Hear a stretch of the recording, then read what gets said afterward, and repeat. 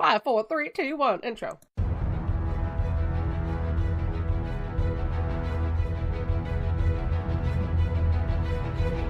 I'm wearing my birthday suit, and I got a luscious blonde wig on. Don't worry, as soon as I spawn, I'll find more things to kill me. Extra, extra! Chinwaggers! Yeah, chin wagon. Bit of chin wagon. Hop right on the chin wagon, you chinwaggers! This is the most organized chaos I've ever heard. Welcome to Rated Extra, where the crew of Rated Arc talks about Arc and a lot of other games and a lot of other stuff for a very, very long time. Enjoy!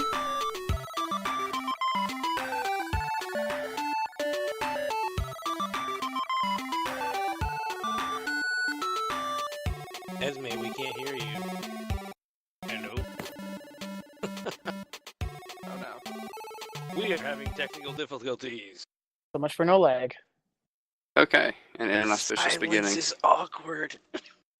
Who wants It's to only- We can edit it out. saying somebody else? I It's know, only I'm awkward kidding. when you say it's I awkward. can read the intro. I know. Actually, no, I'm reading the next segment. Somebody else read it. I relish in the silence because it's like I'm just standing over your bed watching You guys are so crazy. I couldn't talk because for some reason when I played that, it like locked me out vocally. So I'm hearing you guys the entire time and I was like, Cyberjudge, take it away! And then it was like crickets, crickets, crickets. I was like, what the hell is going on? And then you're like, we can't hear you. I'm like, damn it, it's doing it. So hey, welcome to Rated Extra number 13, our open discussion gaming podcast that will be put out whenever we feel like it, because you guys should know that by now. Today is October 21st, 2017. We are a CRR Gaming Group hosted podcast. You can reach the show by emailing ratedarc@gmail.com. You can tweet the show at ratedarc on Twitter, and you can grab the RSS feed, get our show notes, and apply to join us in-game at ratedarc.podbean.com or crossrealmrebellion.com. And I'm going to hand it on over to Mr. Cyberjudge, and he's going to introduce the crew tonight. Doing the introduction. Okay. So we have Esmeralda with us tonight. Hello? We have Faux Render. What you doing? How is everybody? We have Lee Harvey. ¿Qué pasa? Hey, Lee. We have Prometheus. What's up? We have myself, Cyberjudge. We have Gigabyte. Yo. We have Goon. Goonie. Goon's taking the shit right now. He'll be right back. Goon's Yeah, always well- taking a shit. It's usually what happens when he opens his mouth. Oh! And Oh, lastly, yeah, you need a napkin. lastly, we have fellow Canadian Provoke. Howdy, guys. Welcome. I don't think I've got to record with you yet, Provoke. Oh, this would be my second time, so... Yay! not Oh yeah, because podcast your virgin last anymore. episode was the Virgin episode. That's right. Yep, not a So podcast there's virgin plenty of anymore. room for all of us now in the podcasting bunker. There we go. All right, well, Cyber, you're also going to read our listener email we got from Jim. Sorry, Jim, it took us a little bit to get back to you. He sent it in on September 25th, and we had it's not, this is our It's only 30 next days. rated extra, so Jimbo Jimmy. come on, Jim. So Jim says, LitRPG is an amazing genre for gamers, or anyone really. I devour these books, and the genre has been around for a while, which is beneficial for fans. Nick podehl is by far one of the best narrators I've heard. Best lit RPG I've listened to, and some others. The Land series, Awaken Online series, Sigil Online, Paragons, Ascend Online, and Veridians Gate Online. Other notable books, Armada, Ernest ClineWe, We Are Legion, We Are Bob, Off to Be a Wizard. And he has in brackets, very Rick and Morty meets The Matrix in a fantasy setting. Best book soon, hopefully, to be a movie. So good. Res Rising series, it's a trilogy I highly recommend. Only problem with lit RPG is they all tend to have a familiar theme. Enjoy. Thanks for sending that in, Jim. We did I remember us asking everybody, like, we always talk about what we recommend and stuff that we've been watching and reading. And so you're more than welcome to do that. Just, we'll try not to wait a month to reply to you. As we're transitioning over to our Cross Realm cast, where all that will be going. So that's in the future. But, so thank you, Jim. And anybody else you want to send in stuff that you recommend, you can send it to at ratedArc@gmail.com or ratedArc@gmail.com. We really appreciate it. Now it is time to talk games. What we have been doing, or if we've been doing anything game related. Here we go.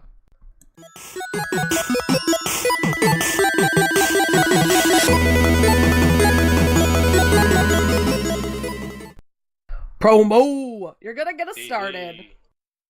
So I've been playing a lot of Starbound on Esme's advice, actually. Yeah. She had got the game and she was playing it, and she recommended it, and I quickly set up a server, and I love this game. It's a great game to watch like Netflix at the same time and play, but at the same hand, it's extremely difficult. It's not Yes. at all. Don't let the low level graphics here fool you. This game is really difficult, and can be very frustrating. Like right now, I died and lost all my stuff. So every time you die in the game, you lose all your stuff, and you have to go back and get them. They never disappear, they never go away, but you literally have to be able to make your way back to wherever you were and get them. So it's a typical like 2D mining game. So this is like a branch off of the Terraria? Terraria, right? So Terraria came on around a lot sooner than Starbound, and so Starbound is of a similar in nature, the type of game. It's survival 2D, but it takes its roots from Minecraft even before that. So you build with blocks and you do different things like that, and you craft items and you build a base. And the way Starbound kind of builds on Terraria is it goes to outer space basically, and there are different worlds. Terraria, once you get started, the world eventually starts to feel a little small. So kind of Starbound went beyond that, and they made multiple worlds. And I think they did a great job with it. It's a lot of fun. The game is cute. It's got all the the right things with it. So it's good. Esme, you played it a bit. Do you have anything to add to it? Well, I was going to ask you, did you know that you can change what type of a character, if it's survival or casual? So if it's survival, I think you lose everything on death and you have to eat and drink. Or I think if it's casual, you don't lose everything on death. I didn't know that. I did put it on survival settings, so it's that might be why. Pain constantly keeping yourself fed. I did not do it. Survival settings. It's really hard. It's not easy at all. I thought that was cool that you could pick what kind of gameplay you wanted to go into, even though you're playing on a server. So it's almost like, how we get to pick what happens to players when they join the ARC servers. Well, this is kind of reverse. Like, you get to pick what happens to you on this kind of server, because you started you're hosting the CRR Starbound server.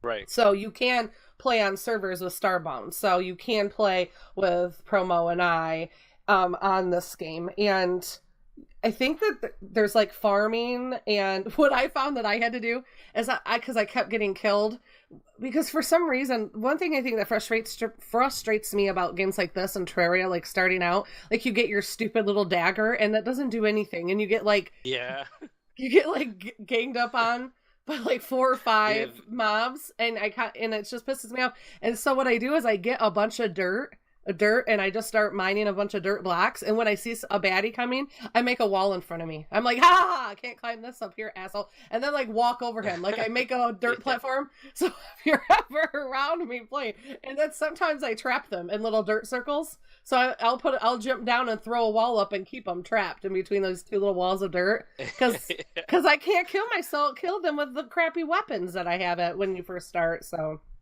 I think that's the only frustrating part. I've gotten to the point where I have more weapons than I can use.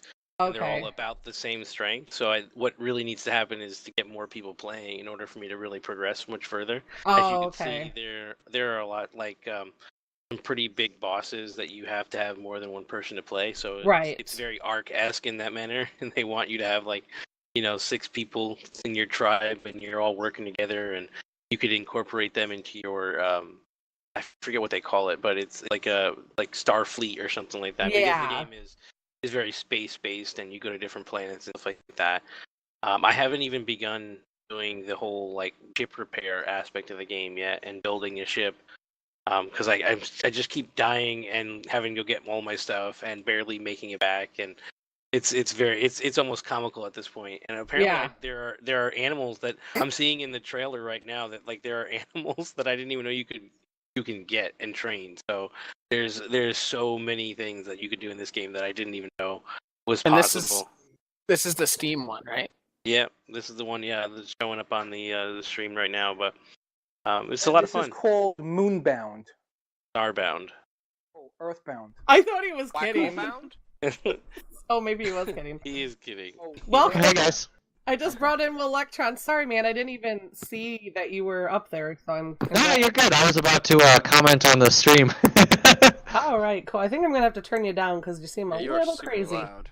Stop Yeah. yelling at us! I'll turn myself down. How's Okay, that would be awesome. Relax, Take the man. microphone out of your mouth. It kind of sounded like when you Talking talk about a behind game a. called Waterbound. Right? Relax. So yeah, that was Starbound. So So Oh, I've the also bad. been playing. I've been playing a lot of Team Fortress 2 lately. We got a server going for Team Fortress 2, and me, Giga, Provoke, Goon, Cyber, a bunch of us are kind of just been hopping in and out of the server, and we have it set for bots and stuff like that, so you could play by yourself, whatever. The game is now officially 10 years old, and that's kind of what sparked this whole thing. wow. And it's its 10th See, anniversary. I could tell just it's the 10 last years few. old. It's it is a great staple in Still the better than first person Overwatch. shooter in genre, and they've really defined and made this game, and it's free to play. It's a really great game for what it is, and so it felt kind of cool to bring up a server after 10 years and still have this great gameplay that is just kind of timeless. So I will say they did take the genre and really push it out to the masses. It's not the first, but it was a really good one, and that game is still fun to play now. It really is a fun game to still play. But you could see its age, but it's still fun nonetheless. So they just released a new map for it called Jungle Inferno. Actually, it's called Mercenary Park. But I don't, the update that they released is Jungle Inferno. And so they're really just continuing to add to the game. I think there's some new skins. Giga, you know a little bit more than I do. What was the this release? The update would be, from what I know, it's a map, a bunch of new weapons, probably some new hats, and yeah, I don't think there's a new game mode. I think it's just the map, and then every update has like hats and weapons and stuff added to it. Yeah, so And that was with that yeah. jungle. Yeah, so that's this came out just recently. In reflection that it was 10 years old. They released this update. Some new weapons, the new pyro weapons actually here, war paint, cases, taunts. So they added a new Jungle Inferno campaign. Awesome. But it's a great game, and like I said, it's a staple and timeless kind of game. So the next game we played was last night. Actually, we did a free to play Friday, and we did this game called Deceit. That one and was How did fun. that game go, Oh, man? I really it wanted was to see a that. blast. That was dude. really fun, man. It was. My such a- sister said it was good. She had a blast. She thought we would like it. We did. We really did. So basically, the premise of the game is there are 6 people in a map, and 2 of the 6 are infected. Nobody knows, other than the 2 that are infected, who are the infected people. There are blood bags for the infected to stay alive while the lights are on, and you need to get those blood bags and fill up the meter or whatever, so that you can turn into this beast at night when the lights go off. For the people who aren't infected, there are challenges you have to do in order to get to the next room, and eventually the idea is that you want to escape before you get eaten or killed. The cool thing is, while the lights are on, if you catch someone doing any behaviors that seem like they're the one that's infected, you shoot them and you down them, and basically anyone else who is in the area can vote if this person should stay alive or not. So during the day, the way or when the lights are on, the way the non-infected basically counteract the infected is to figure out who that person is and kill them before it gets nighttime when the infected person can kill them. So with a group of friends, this game is just fantastic. It's a whole lot of fun. And you're lying to each other, and you're trying to play off that you're not infected, and you're doing part of the missions, and you're actually collecting fuses, but you never put them in the end goal and the fuse box, and you do shit like that, and everyone chooses if you should be eliminated or not, and it's just a lot of fun last night. I mean, anyone else who played, you're welcome to add on here. And it's great fun, especially if you're actually good at lying. Yeah, there you go, Giga. Definitely. When I wanted to do the haunted hotel, that was basically going to be the premise of it. Right. Like the way that game plays, that was the premise. But I was, that plays off of another game called Werewolf. It's kind of the same exact thing. Right. And it's a game you play in person with friends. Right. So I was going to basically do that for the Murder Hotel. So it was actually cool that they do have a game and we can have fun with that, because that's a lot of fun to play. And it's free, but it's like a party of 6, right? So yeah, so it can kind of be kind of poopy if you don't have just 6. More. Well, no, they'll fill up the room with randos. Oh, okay. If you don't have 6. But luckily last night we had exactly 6, and it was a blast, man. Awesome. We had a great time, and even it was a lot of laughs. 6. Even did have that's one... a game you can play with more people, for sure. We even did have one where, we played a few matches right there closer to the end, where we had a random come in. Yeah, like a random person. And we pretty much just, right at the start, decided he's infected, kill him. Is there any in-game voice? So right out the gate, you just say there is an in-game voice system pretty that much. we didn't use. Pretty much just don't trust him, pop him right now. We don't know you gotta die. Get out of here. The game was a lot of fun. We had a blast last night doing that, and that's Deceit. And the last game I wanted to talk to you guys about was a game that caught my eye. Of course, most of us in our 30s or around that time played a lot of King's Quest on the computer. If you were lucky enough, and I've never heard of that. King's Quest was a great point-and-click adventure game. They kind of defined the genre in many ways, and they had great storylines, great, just great narrative in all of their games that they ever made. And so the IP has been rebooted to a new version of King's Quest, and the gameplay is fantastic. The animation is fantastic. There is a narrator who I'm gonna not know his name, and I should. The dude who played Doc in the Back to the Future movies. Can someone please give me an assist? Christopher Lloyd. Christopher Lloyd narrates this story while you play it, and it's literally one of the coolest stories. And once I started playing it, it plays out as a grandfather reading a story to his granddaughter, and so all along there's Because like we didn't rip off Princess Bride. Yeah, I was gonna say. They did. They totally did. But in the end, it's a fantastic game. It's well done, and if they did rip them off, they did a great job at least doing them justice of keeping the. It's not playing. Why did you? I'm sorry. I'm trying to get the stupid stream going. But the animation is cool because there's this little touch. They have so it's obviously a bedtime story, the first one you're doing, and so they have beds all over the place. And they're hanging from the ceiling, and it's just, you can tell just the animation and the what they were trying to do has really been encapsulated. The first chapter, which is free, so you get to play the first chapter free. I've already been in 2 hours, I think, and I'm still not done with the first chapter. And it's a great story. My son, I was as soon as I started playing it, I knew my son would love it. And it's kid friendly in terms of controls, and it's kind of not reliant too heavily on the game aspect, and as well as really focusing on delivering a story. So it's very Tall Tale Games in that way, like with the storytelling and the way they do their stuff. And of course, you still have the amazing narration and storyline that has always been the King's Quest genre or series. So they did a great job with it. I still haven't made it all the way through the first chapter, and I'm pretty sure I'm going to be buying all 6 chapters that they have out as we work, play through it with my son. He loves the story. It's got a lot of adult humor at the same time. It's got kids humor, so they did a great job balancing the whole thing out.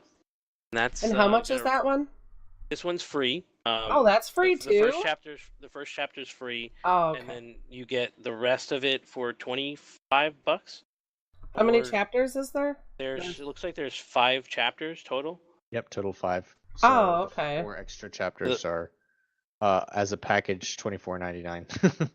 Okay. Yeah, $9 and $10 individually, which obviously doesn't make sense if you're going to buy more than one. Just go ahead and go get the bundle. But it really blew my mind. They did the genre a really good. They just rebooted it really well. I'm not finding the words I want to say, but it's a great game. I recommend it to anyone with kids. Kind of 8 years old, 6 years old, somewhere between there. It's got dragons and all kinds of mystery and magic and stuff like that, and kids will love it. I didn't think Sierra still existed. I guess they do. They certainly do. They did a great job, and it's almost because I don't feel like that many people know about this game. That it was released. It was actually released in 2015. I didn't even realize. Wow, yeah, that's. So it's been out for a long time, and they do have very positive overall reviews. It's just they did a fantastic job with reboot, and it's just rare that you see an old classic game get a proper reboot at the same time, capture what made it a good game back then, and bringing it into the modern time with all new graphics and everything like that. And it's a great game. It should play on most systems because it is cell shading technology, so it's not heavy on your processor, and it gives a really good animated look. So that sounds awesome. So Sierra is no longer the Sierra of old. They're actually Activision. Sierra just kept the brand name, but it's Activision as of 2014. That explains a lot.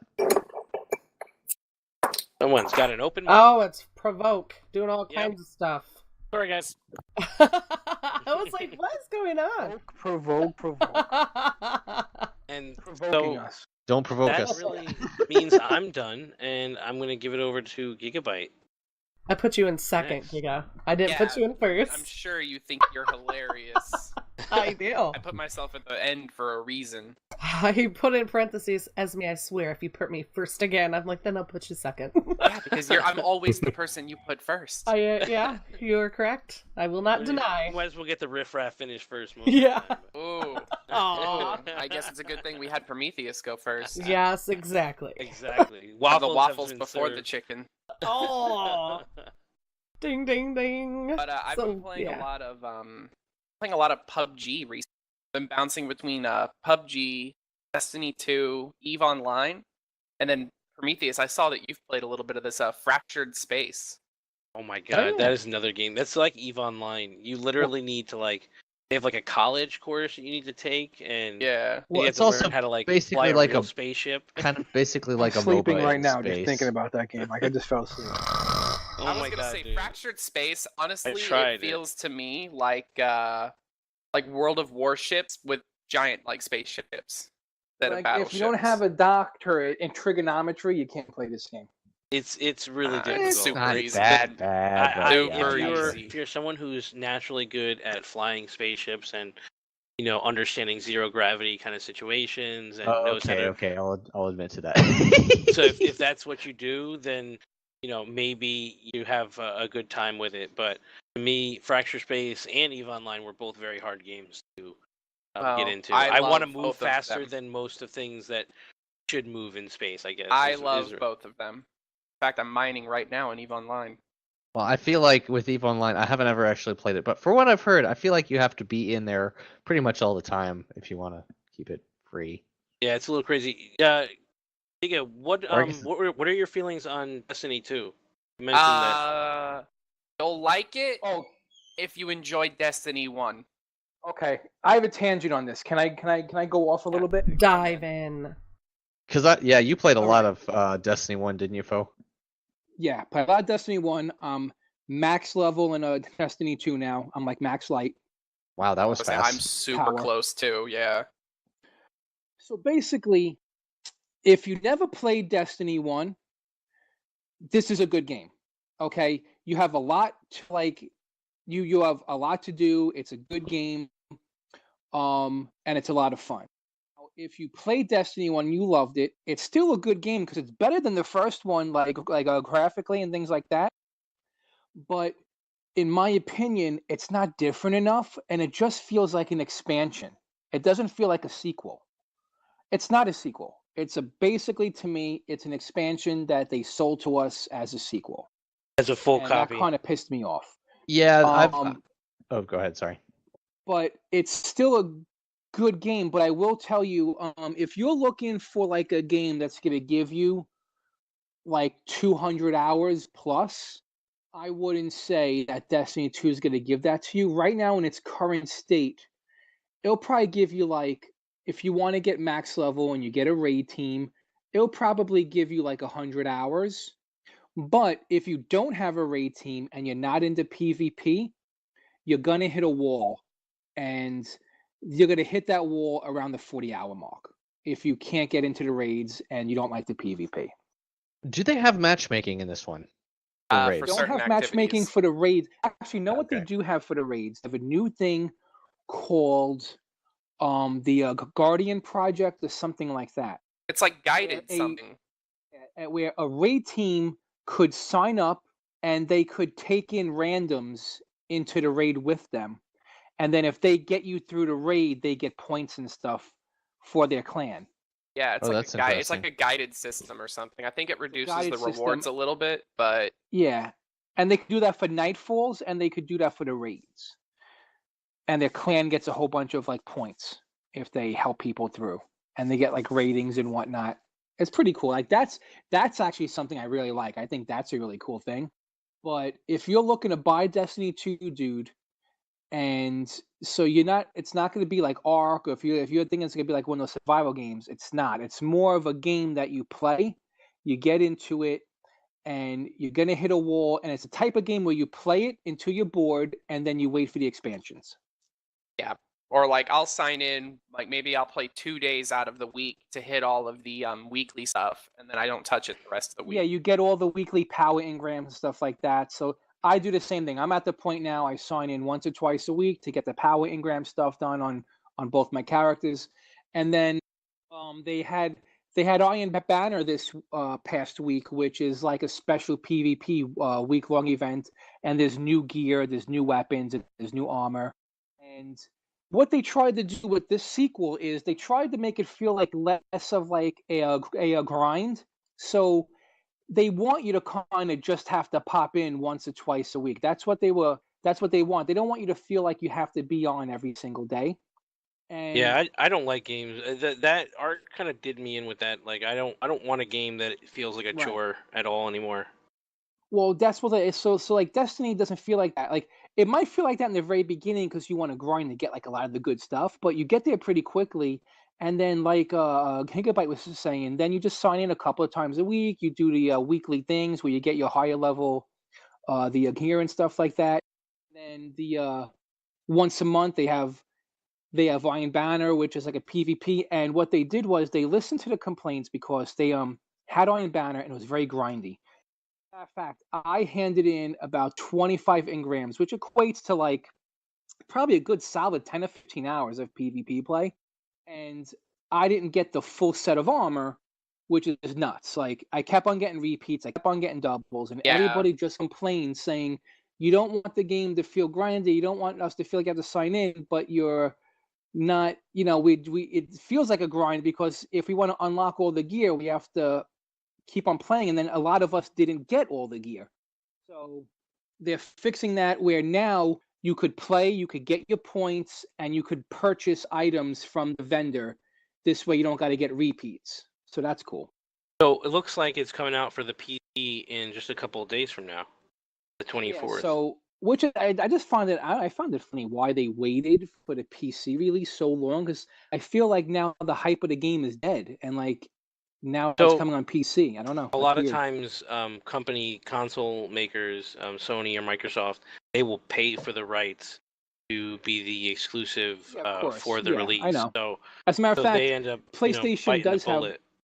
Go PlayStation ahead. 4 does have the rights. They get all the expansions early before everybody, and they get special weapons that you guys don't get until next year. They basically subsidize the cost of the game pretty strongly, and that's how they get away with stuff like that. There's that pre-order weapon, that exotic rifle. I think it's the only one of its kind too. It's like a line. It's not a line. It's like a line rifle or something, isn't it, Fo? Oh, Like- the Cold Heart. Cold So Heart. you're not That's gonna the get name. Yeah. Okay, so you're not gonna get them on PC. I was wondering because the Cold Heart is a cool weapon. It's like a freaking laser beam, and as long as you could keep the beam on target, it gets more and more powerful as you like keep it on. And I was wondering because if that gun went to PC, it's a lot easier to keep a mouse on target than it is a controller. So that weapon is gonna be a lot stronger when it eventually does hit the PC. So, do you think it's possible if I can go get the first Destiny at a cheaper cost that I can go play it still? Is it like an online only game, or Yeah. have they shut It's any of that online stuff only. down? I mean, I they're don't not think they shutting shut it servers down. down No. anytime Yeah, soon. I don't think they've shut Yeah. Destiny down. Okay. Yeah, they still You have can all the still old play the stuff first because one. there's still plenty of content and stuff to play through on Yeah, there. like So you I can don't grab think they would. Destiny, go play that. It's dirt cheap too. If you can probably get the collection though, just Yeah. so you have all the expansions. I gotcha. I don't know All the how many expansions, I people are think, like will give you a- actively raiding on that one. I Oh. don't know if you can get into and like the raids on those. That's a lot of story, in those raids. Yeah, good luck doing the raids nowadays. Yeah, that's true. It'd be really mainly cool the main that problem is having to find matchmaking with that because there isn't any, so you have to actually find people to do it with. it would be really cool if they'd be smart if they were like, if you want to try Destiny 1, we are going to tone down all the raids since everybody did it already, where you could go through solo or with like a handful of people, like 1 or 2 people. Like they should tone it back this way. If you just want to see the content and go through it, you can. That would be really cool. Yeah, that would be cool. WoW does that. Like World of Warcraft does that, and that's pretty cool. Yeah, I was gonna say some of the A lot of raids, games especially do that, like don't they? Like Mass Effect, doing that kind of stuff where they basically have an option to choose. Anyway, I didn't have much to say there. Go ahead. Sorry, Will. no, but some of the raids, like the Oryx raid in the original Destiny, you had to have at least 4 people because there were some of the things that you couldn't progress through unless you had the people to actually activate different panels or whatever. Just wasn't not feasible to do it with any less than 4 to 6. I think the Vault of Glass raid you could do solo. Yeah, that one you probably could. I don't think I ever did that one solo, but yeah, that one seems like you could do it solo, but definitely Oryx raid you had to have a squad of people with you. Well, you could do it because you need a runner to go around and jump across the platforms on top, and you need the people to stand on the podiums. Yeah, exactly. All right. Does that mean the space mean it's Cyberjudge's turn or what? I think yeah, Gigabyte, you done? You got all your stuff in there, or It was just like about. nothing. All right, Cyberjudge. I think that's your turn then. Alrighty. So I've only been playing a few things. So PubG, I've been playing a lot of. I've been teaming up a lot with Provoke. We've been getting really good playing together. I think we've gotten some good dynamics playing. And I played with others from CRR, but it's been primarily Provoke and I. My real life boss actually plays as well, so there's been many times where I go play with him, but I really enjoy Provoke, and I have tried the Fortnite Battleground, the free-to-play part of Fortnite. I wasn't very impressed with it. I personally feel like PUBG is better, but like it's been mentioned before, you either like Fortnite or you don't.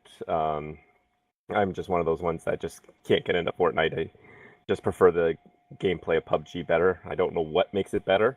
It's just I know that I get pulled back into PUBG over Fortnite. So I gotta Awesome. say, I do definitely have a lot more fun playing with Cyber on PUBG than trying to go at it alone. I've made it a lot farther with Cyber than I have all by myself. Really? You know? That's weird. I generally do better when I'm by myself than when I'm playing with a group. That's what my buddy Acer says too. He says he gets, he's gotten like the other day we were trying to get a winner chicken dinner. He sent me 3 pictures in a row where he won 3 matches in a row. Yeah, it's like it's easier to win against people who are playing solo. You just got to get that one person. Yeah. How Well- often are people still cheating though and getting I think themselves in the it's- same server? Is that possible at all? I mean, The other day, I got killed by a dude who was walking 50 feet in the air. So I mean, It is Half still it. possible. I heard I've they were bumped in banning like 6,000 6,000 people a day. Yeah, I've For bumped into cheating. 2 For cheaters cheating. the whole time I've played. yeah, I was gonna I've- say I don't think I've been playing it as well, and I don't think I've really run into that many cheaters either. It's just one of those things. It'll happen sometimes, but those will be probably pretty few and far in between. I've run into questionable situations where I've thought, like, maybe, but no, it's probably just because I suck. So, but I have seen, quite a few videos of people complaining that it's bugged and that the cheaters all over the place. But like, I haven't run into any problems with bugs or anything. Yeah, neither have I. That's one thing I hear people say. It's so buggy. Why would anybody pay $30 for a game that's so buggy? But I've honestly, other than the main lobby before you start playing, sometimes you have to refresh that screen to actually get your whole team readied up and stuff. But once you're in game, unless the server you're playing on is lagging, I really find that there's no issues, and it's very rare that I land on a server where it's lagging.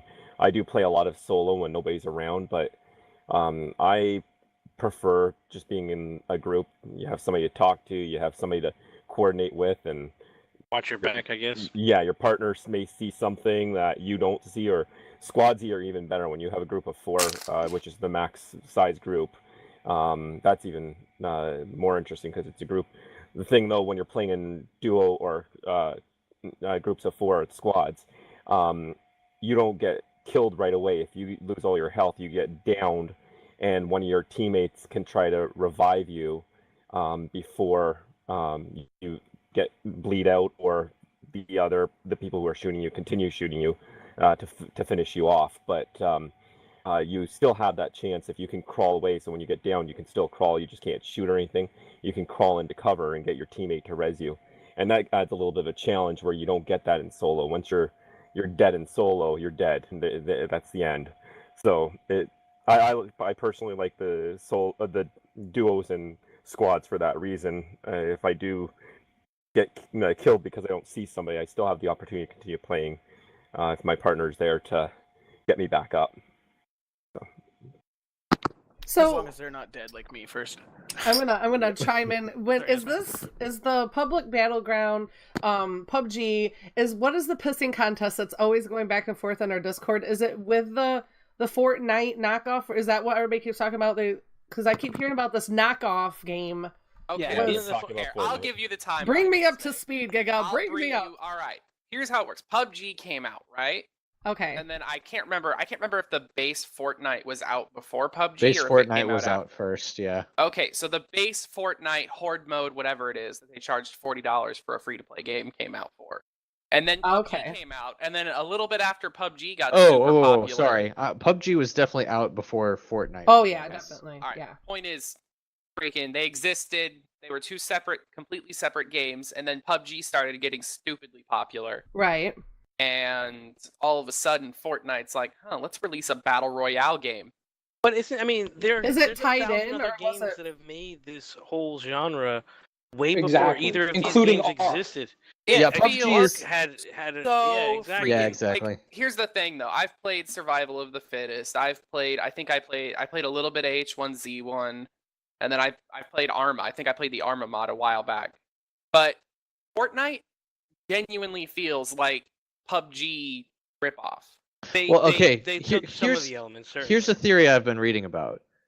PUBG is made in Unreal Engine, so some people are thinking, and Bluehole had to work pretty closely with Epic Games who by the way made Fortnite, in order to get some of their stuff working and working the way they wanted it to. And Epic Games actually implemented features specifically to put into the engine for Battlegrounds to use. think it So was the one of the number of theories that's players, being right? thrown out is that Epic, because they have access to, have had access to things that PUBG has been made for PUBG, is that they are using some of those things for their own game. Now, Okay. that's just a theory there, but it Okay. Well, it seems really feels like interesting. it. Fortnite feels like a looser PUBG. The funny thing is, PUBG couldn't exist without Epic Games and the engine. But here's that the they're thing. using Here's to the create thing. it Man, anyway. they did What? the But same but thing Epic, in H1Z1. like, Less yeah. people. So battle royale style games definitely existed before this. In fact, PUBG came up because PlayerUnknown got kicked off the Armor mod project, or so I hear. But basically with a game engine, just because you use a game engine to make a game doesn't mean that you necessarily give the creators the right to rip your stuff off. Like, Yeah, I was No, reading an of article course, about but- it the other day. There's a difference when you license a game engine. It doesn't give the people who own the engine any kind of legal. Like, let's say somebody licenses Valve's stuff. They can't, and they use Valve's engine. They can't take our assets from Half-Life and use them and call them their own. Of course not, but the game engine is a huge element of making a game. I mean, it's one of the larger costs. So Yeah. in order to just pick up and continue where someone else left off, I mean, to pick up someone else's engine and make your own game from it is a huge feat that you couldn't achieve. Because there are things like open source engines, like you wouldn't even be able to make games, or maybe people wouldn't even be able to do any of it. Yeah, and because that's those things true. exist, that's the only thing that enables something like this to happen. I'm just So- saying, I'm sure that Fortnite Battle Royale wouldn't exist if PUBG get as popular as it did. Of So course not. being someone who's played both of them, then which one you preferred, PUBG over the Fortnite version? PUBG for sure. Fortnite feels Yeah. almost like a cartoony PUBG. Okay, I can It has see a- that because yeah. of their graphics that they have and all that. Not Yeah, even the graphics. It's like the aiming is a lot looser. Oh, It's got, okay. It's got aim assist on it as well. Oh, It's okay. a more casual game, and I Yeah. haven't played PUBG, but I like the free to play Fortnite because one, it's free to play. I didn't have to pay any money just to try it out. It's a quick game. You pick it up pretty quick, and it seems a lot more lax than PUBG is being taken probably a little too seriously, if I had to guess, or from the way I interact with the people that I work with who play that game.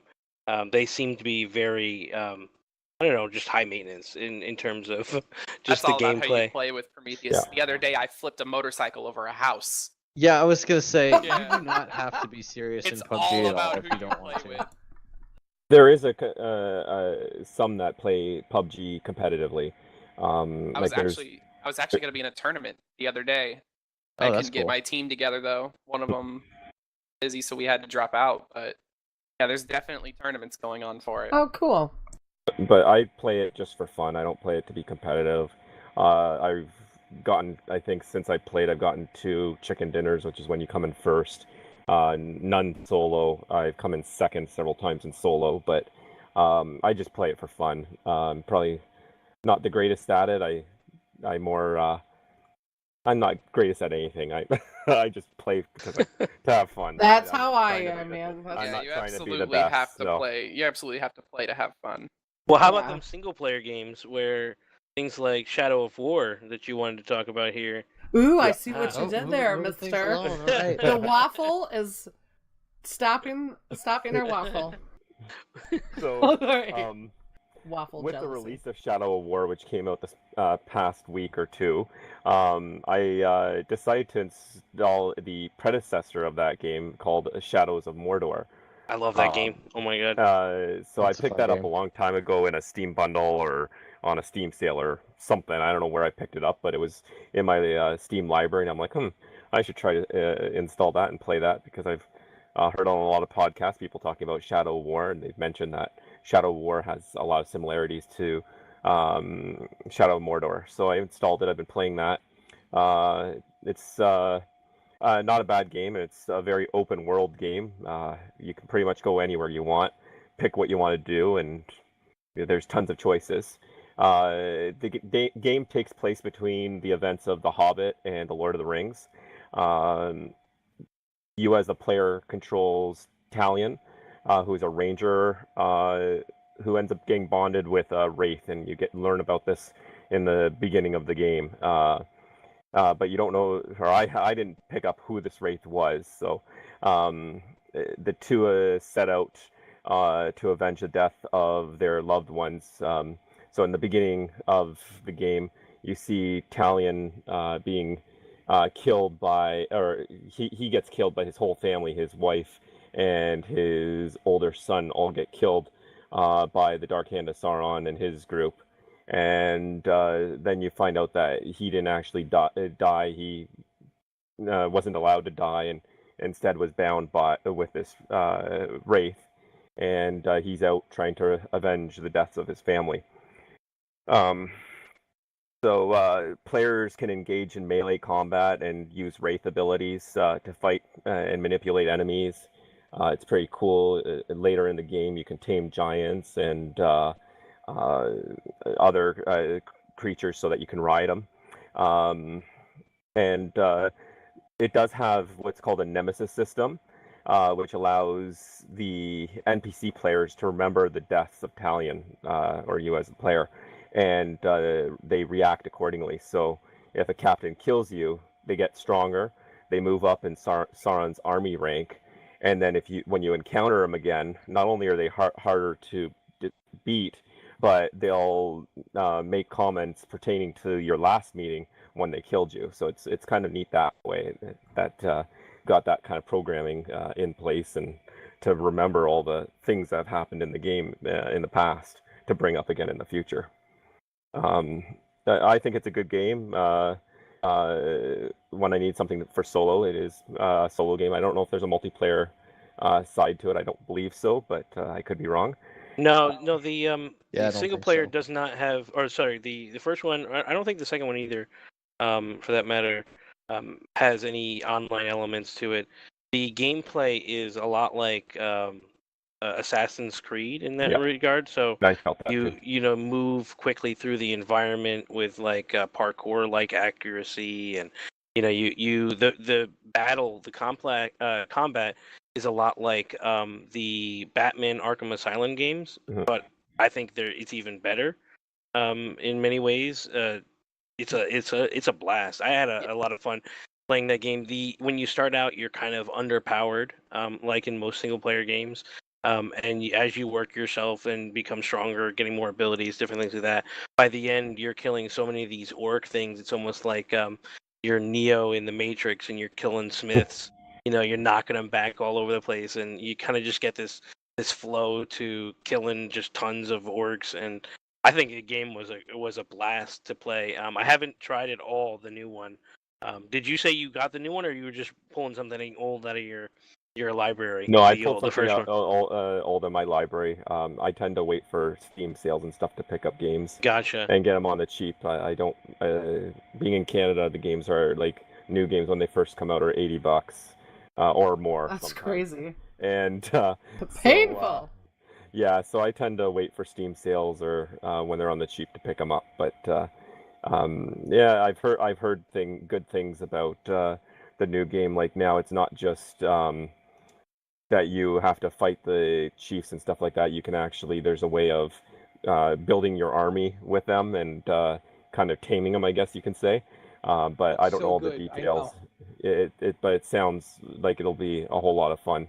But I'll get through Shadows of Mordor and learn the story of Shadows of Mordor, because I'm still very early on playing it, and now, from what I understand, the way it works is the IP is not fully licensed, so they were only paying for certain elements of the Lord of the Rings game, or sorry, the that IP. sounds right, because if you notice, the game doesn't say Lord of the Rings. It's just called Middle Earth: Shadows of Mordor. Yeah. So they license very, very specific aspects, and in fact, I think the first one has a small featurette of Gollum, Yes. So he comes into play very short, and they obviously wanted to pay for that to really get the core elements of the IP that were important for the viewer to understand. But it really has no bearing on the Hobbit and the Lord of the Rings stories, if I'm not mistaken, right?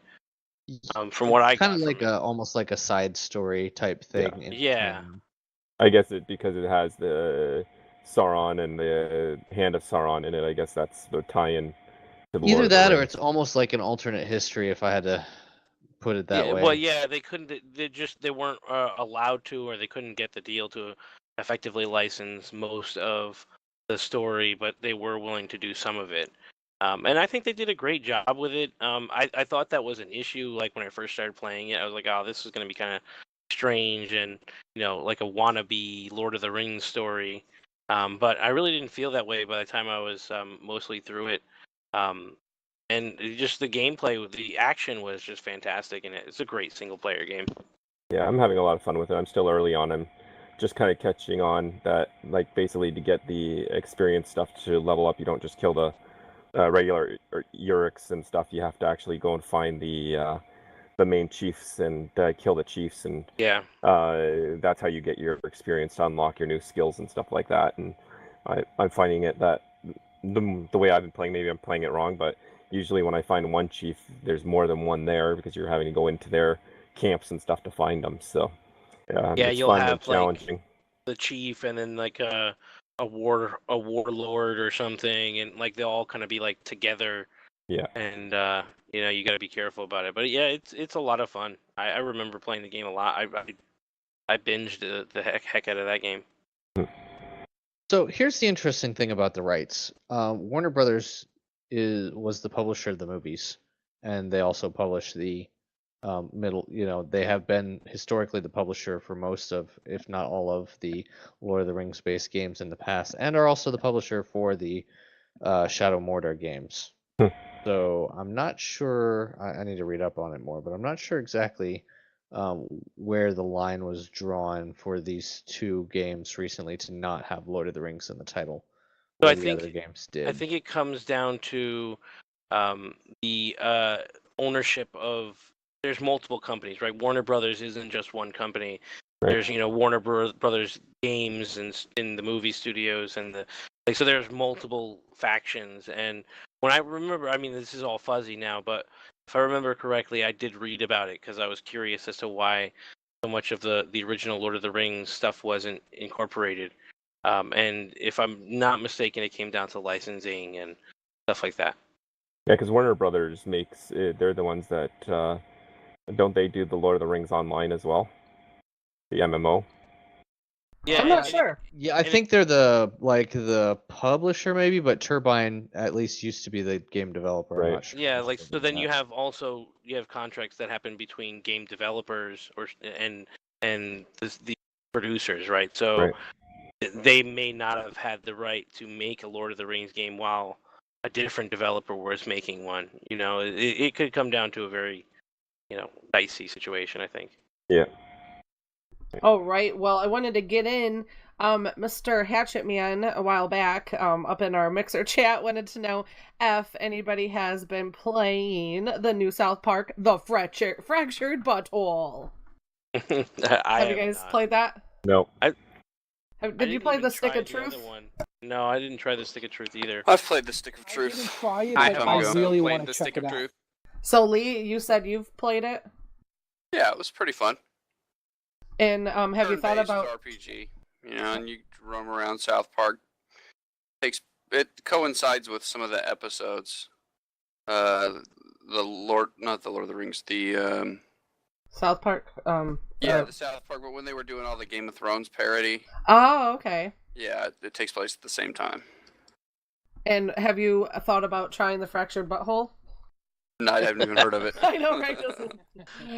Have you been thinking about trying that Fractured Butthole? So who else had or thought about it? And everybody was talking at the same time, so I was trying to pull everybody out. I thought about it for sure. I never played either game, and I regret it because I always hear really good things about that game. Yeah, and me too. I kind of want to go back and play them. I really do. Yeah, Stick of Truth was a good game. I mean, it's I'm too tired to go in depth about it, unfortunately. I But was if you really can pick it impressed up, that you were it's still well awake. worth the money. That's why I grabbed you right away. I'm like, oh my god, he's still breathing and talking and coherent. Lee, get up here.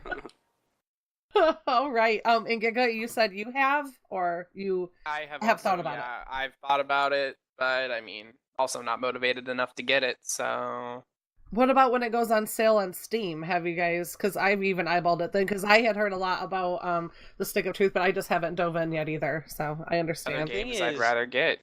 Yeah, the thing is with the South Park games is like it's what other people, their impressions of what you're doing, playing, have an effect. You know what I mean? Like you're like playing a game that they're like have like crude jokes or something like that, and you get the stares or the looks, right? Oh, okay. You mean like because do you still play? Oh, you don't ride the train as much as you used to in game, right? No, I don't. I definitely So you don't. Okay. in that regard, but yeah, I mean the same still the stigma goes on.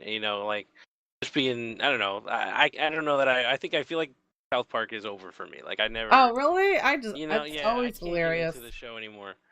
Friendship Oh. over. So I think it's Friendship hilarious. So Hatchet Man, tell us what if you've been enjoying it then. So when Mixer chat catches up, let us know what you think about the game. So I think CyberR has one more game he wanted to talk about. Did he? Yeah, I thought he was he talking about Team Fortress 2 before that though, or no? No, he was talking about Public Battleground. That's right, PubG. Yeah. Carry on, Mr. Cyber, with your Team Fortress 2. So it was mentioned earlier, so I won't go on too much on this, but I did install it when I found out that Prometheus set up a CRR server for us, private server for us. So I joined. It was Prometheus, Provoke, Gigabyte. Don't remember who else. There was 6 of us, I think, that were playing anyways. It was a great time. It's basically, to me anyways, the way I looked at it, it's a free-to-play team-based shooter with different play modes. So each map had a different play mode, and you have different classes that you can pick that do different things and have different skills.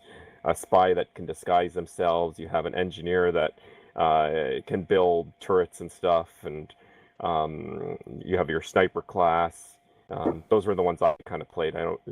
There's so many to pick from. Those were the ones I played, so I could say something about them. The game's graphics are more cartoony, and the maps are not very large. Makes the game fun and fast-paced because they are smaller maps. And it was fun playing as a group, and we were all on TeamSpeak, so it probably made it more enjoyable while we were all talking and making fun of each other. And Gigabyte was going on about being the greatest in the game and having words. That doesn't sound like Gigabyte. It's very modest. That's all I wanted to say about TF2. Good night, Lee Harvey. Good. Oh, Lee left. All right. Well, Hatchet Man did get back with us in chat and said that he said, OMG, I love the game, talking about Fractured Butthole. So he is a voice for the Fractured Butthole. I can't hear that title without laughing a little bit. I can't stop saying it. It's good stuff. All right, Esme, I think that brings us up to you. Their butthole. Yeah, I'm pretty sure there's a number of ways. That's not how they spelled it. Yeah. In the title, but... Fractured butt hole. Is it too much? But you know they fiber? meant it. Like if you had too much fiber and you got really bound up, I could see maybe getting a fracture, but I think I don't know. Maybe. Fissure. Oh, all right. So, going into speaking of fractured buttholes, it's my turn. Fishes and hot sauce. What a combo! I found I've never played Fallout 4. Like I see everybody else when it first came out, everybody, it would be on my Steam list. Like everybody, just like Ark, like everybody was either playing Ark or everybody was playing Fallout 4. I never got into it, and because I was playing Ark, but then I found Fallout Shelter on Steam, and then I found out that it's also available on mobile game. iOS, Google Play, Yeah. Steam, and Xbox One. So I thought that was cool.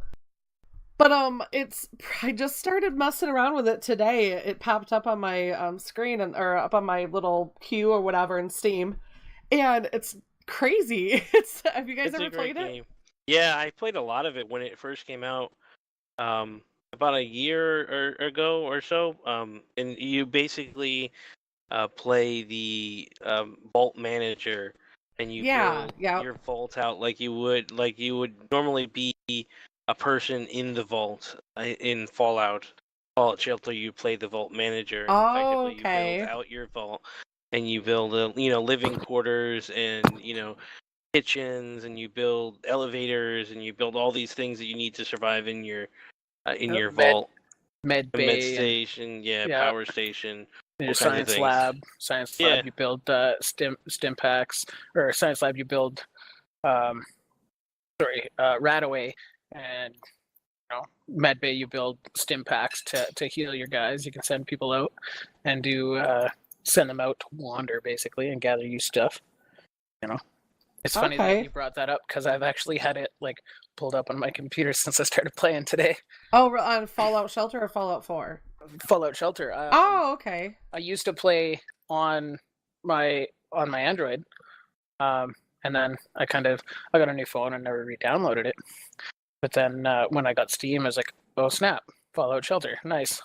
But I've played 4 or 5 different vaults, through the days. It's fun. It's a fun game. It's not really a game you sit here and stare at. Kind of a game that if you're out to do something, it's a pocket game. It's definitely that's what it reminds me of. It was a phone game first, so it was definitely a phone game. The creators of it, especially wanted to make a game that didn't require you had an active internet connection. There was tons of content and tons of things. It wasn't putting ads in front of your face all the time, and they made a really great free-to-play game. It was in part related to the developers giving a thank you to players of Fallout 4, and it was released during one of their conferences where they announced Fallout Shelter while they were waiting for something to occur. I can't remember now at the time, but it's a great game. It's a great mobile game. If you've never tried it out, there are tutorials online on how to best build out your environment, because it takes the characters time to move from one area to another, and the more effective you build your layout, the better your whole thing works. And it's kind of like a SimCity-esque, yeah, that's what I was thinking. Game, it's really fun. I liked it a lot. Well then, the description in Steam is Fallout Shelter puts you in control of state-of-the-art underground vault from Vault Tech. You build the perfect vault, you keep your dwellers happy, and you protect them from the dangers of the wasteland. So, I was watching some of the tutorials on YouTube because I figured my first round, I had one restaurant, in there you have the restaurant to make the food and your water plant and the power plant. And I thought, well, there's got to be a lot more to than this. So I was looking, and each of the followers have their own characteristics. It was charisma and agility and strength. And so I found out, I think it was if you put your people in the little rest areas, a man and a woman, they will start dating and fall in love with each other and then have babies. But then they don't recommend that you do that until you can actually support these babies, because they are such a drain on your resources. And if you put a man in there or a woman in there with more charisma, I guess they're more apt to have babies. So you don't want to do that. So if you send people down there, maybe just do 2 chicks or 2 dudes, and then hopefully, you can build up your resources that way. I did not know this. I'm so glad. I was taking some screenshots and I put them up on my Steam because their conversations were cracking me up. She was it's a great game. She was like, "Oh, you're food poisoning. You have my stomach in knots," and she. They were saying these corny one-liners back and forth to each other. I'm like, oh my god, I gotta separate these two because they really liked each other. And then I kept running out of food, and I'm like, oh my god, I can't play this anymore until I do some more research, because It's You have it to reminds me of upgrade like the one rooms, of those too. games of like That's a my classic. problem. What's that? That's my problem. I keep running out of food and water. Yeah, I Yeah, keep you running have out to of it. upgrade the rooms, and you have to make sure the characters that you're putting in there, the people you're putting in there, Mhm. have an aptitude towards that. Yes. And then you can go make Yeah. them study and become better at it as well. But So, starting out, you can't make them do any of that stuff, yeah. and they don't have weapons. So some of the tips that one of the videos I was watching, they were like, they do recommend that you upgrade your vault door to at least the next level, because I guess you'll get raided, like you get and you broken have into. to, Right you now, have I'm to getting send raided. people out to get things. Yeah, so you have to send people send out. I people haven't out figured into out how to the do that woods, the yet. wilderness. And You so there drag- were a couple dudes You that just I was drag were a gonna say- person to the outdoors. Yeah, I think you just Yeah. drag them outside. Oh, and they'll- really? They'll gear up. Oh, You have to make okay. sure you have good gear, otherwise they won't make it back. And I they'll don't die know how out you there, get gear so. other than just sending them out, but So yeah, when Pretty you much. send them out, you get gear, and then they come back with it. And so then next time you send the next guy out, you got to give him something so he can survive. So you get to give him a gun and some armor and stuff. yeah. One of the things I was notorious for doing, if I got people, because eventually you get like a huge thing. Like I filled the whole vault up with all different rooms, and it just becomes too difficult to manage. And then you start to run out of food and water. So I was like sending people out on journeys and never calling them back. And Oh, sending them out no. with absolutely nothing, so they would die out there on purpose. So they just- Yeah, I didn't Here, we're done know. with you. And they do recommend you add your rooms side by side, because you'll get more production out of them instead of making single power plants and single water and single restaurants. You're You want tempted to put expand them. Yeah, all on the same level, because Yeah. it's nice and organized. You get all the power on one, but it doesn't work out well. No. It's frustrating. Yep. So Mhm. that game, I and thought, it's cool. Like the little rooms look 3-dimensional in there. Yeah. The way they show up on screen. I think it's great. I think it's neat too. It's a fun, and there's a lot to it. And if you like those kind of micromanaging games and like those some kind of sim, it's like those little Clash of Clans kind of games where you can not like, well, kind of like that, because you have to wait for things, and So you it's can, a pooping at work kind of game. yeah, I like it. Yeah, it's like just pooping in general kind of game, right? Yeah, yeah. Yeah. Pull it up while you're So, pooping. if you do it at work, though, at least you're getting paid to play and poop, and it's win-win. But yeah. Yep. So also I've just been doing my usual dilly-dallying around in the bit wonder worlds of Starbound Terraria, Stardew Valley. I finally got married in Stardew Valley. I ended up hooking up with old Elliot, the beach That's author. special. What's that? What? Did somebody say something? He did. Bo said something. I heard Oh, him. then he disappeared. Yeah. So My microphone. I don't know. It was like blah, blah, blah, and then he disappeared. So like normal, but Yeah, like a normal. little more. Yeah. So So I you got ended up married. playing Stardew Valley, and I still love that game. It's just such a cool game. It's single player RPG, but it's just really unique. It's a unique game. And I finally I was like, I just wanted to keep Goon's poking me in TeamSpeak. I gotta bring him down. I wondered where he went. So it's so many different levels. Like it's almost like Sims meets Zelda meets Farmville. Like it's so many different things there too, because you can farm, you can forage, you can go mining in the caves. You have to have gear. You do level your character. You unlock different parts of the map and the world. I mean, it's just a really awesome game. I just love it. Can't say enough good things about it. There's quests too and stuff, right? Yep, My quests. brother played a lot of it. Yep, it's really cool. And it's the same Chucklefish that did with the Stardew Valley also does They did the Starbound. Starbound. Okay, that makes Yep. sense. Yep, so it's pretty cool. And yeah. Oh, and I found an article that I wanted to just share with you guys. I found it on PC Gamer. It was called 9 PC Gaming Myths We Believed When We Were Kids. So I'm just going to kind of go through these as quick as I can. The first myth was CD sandwiches.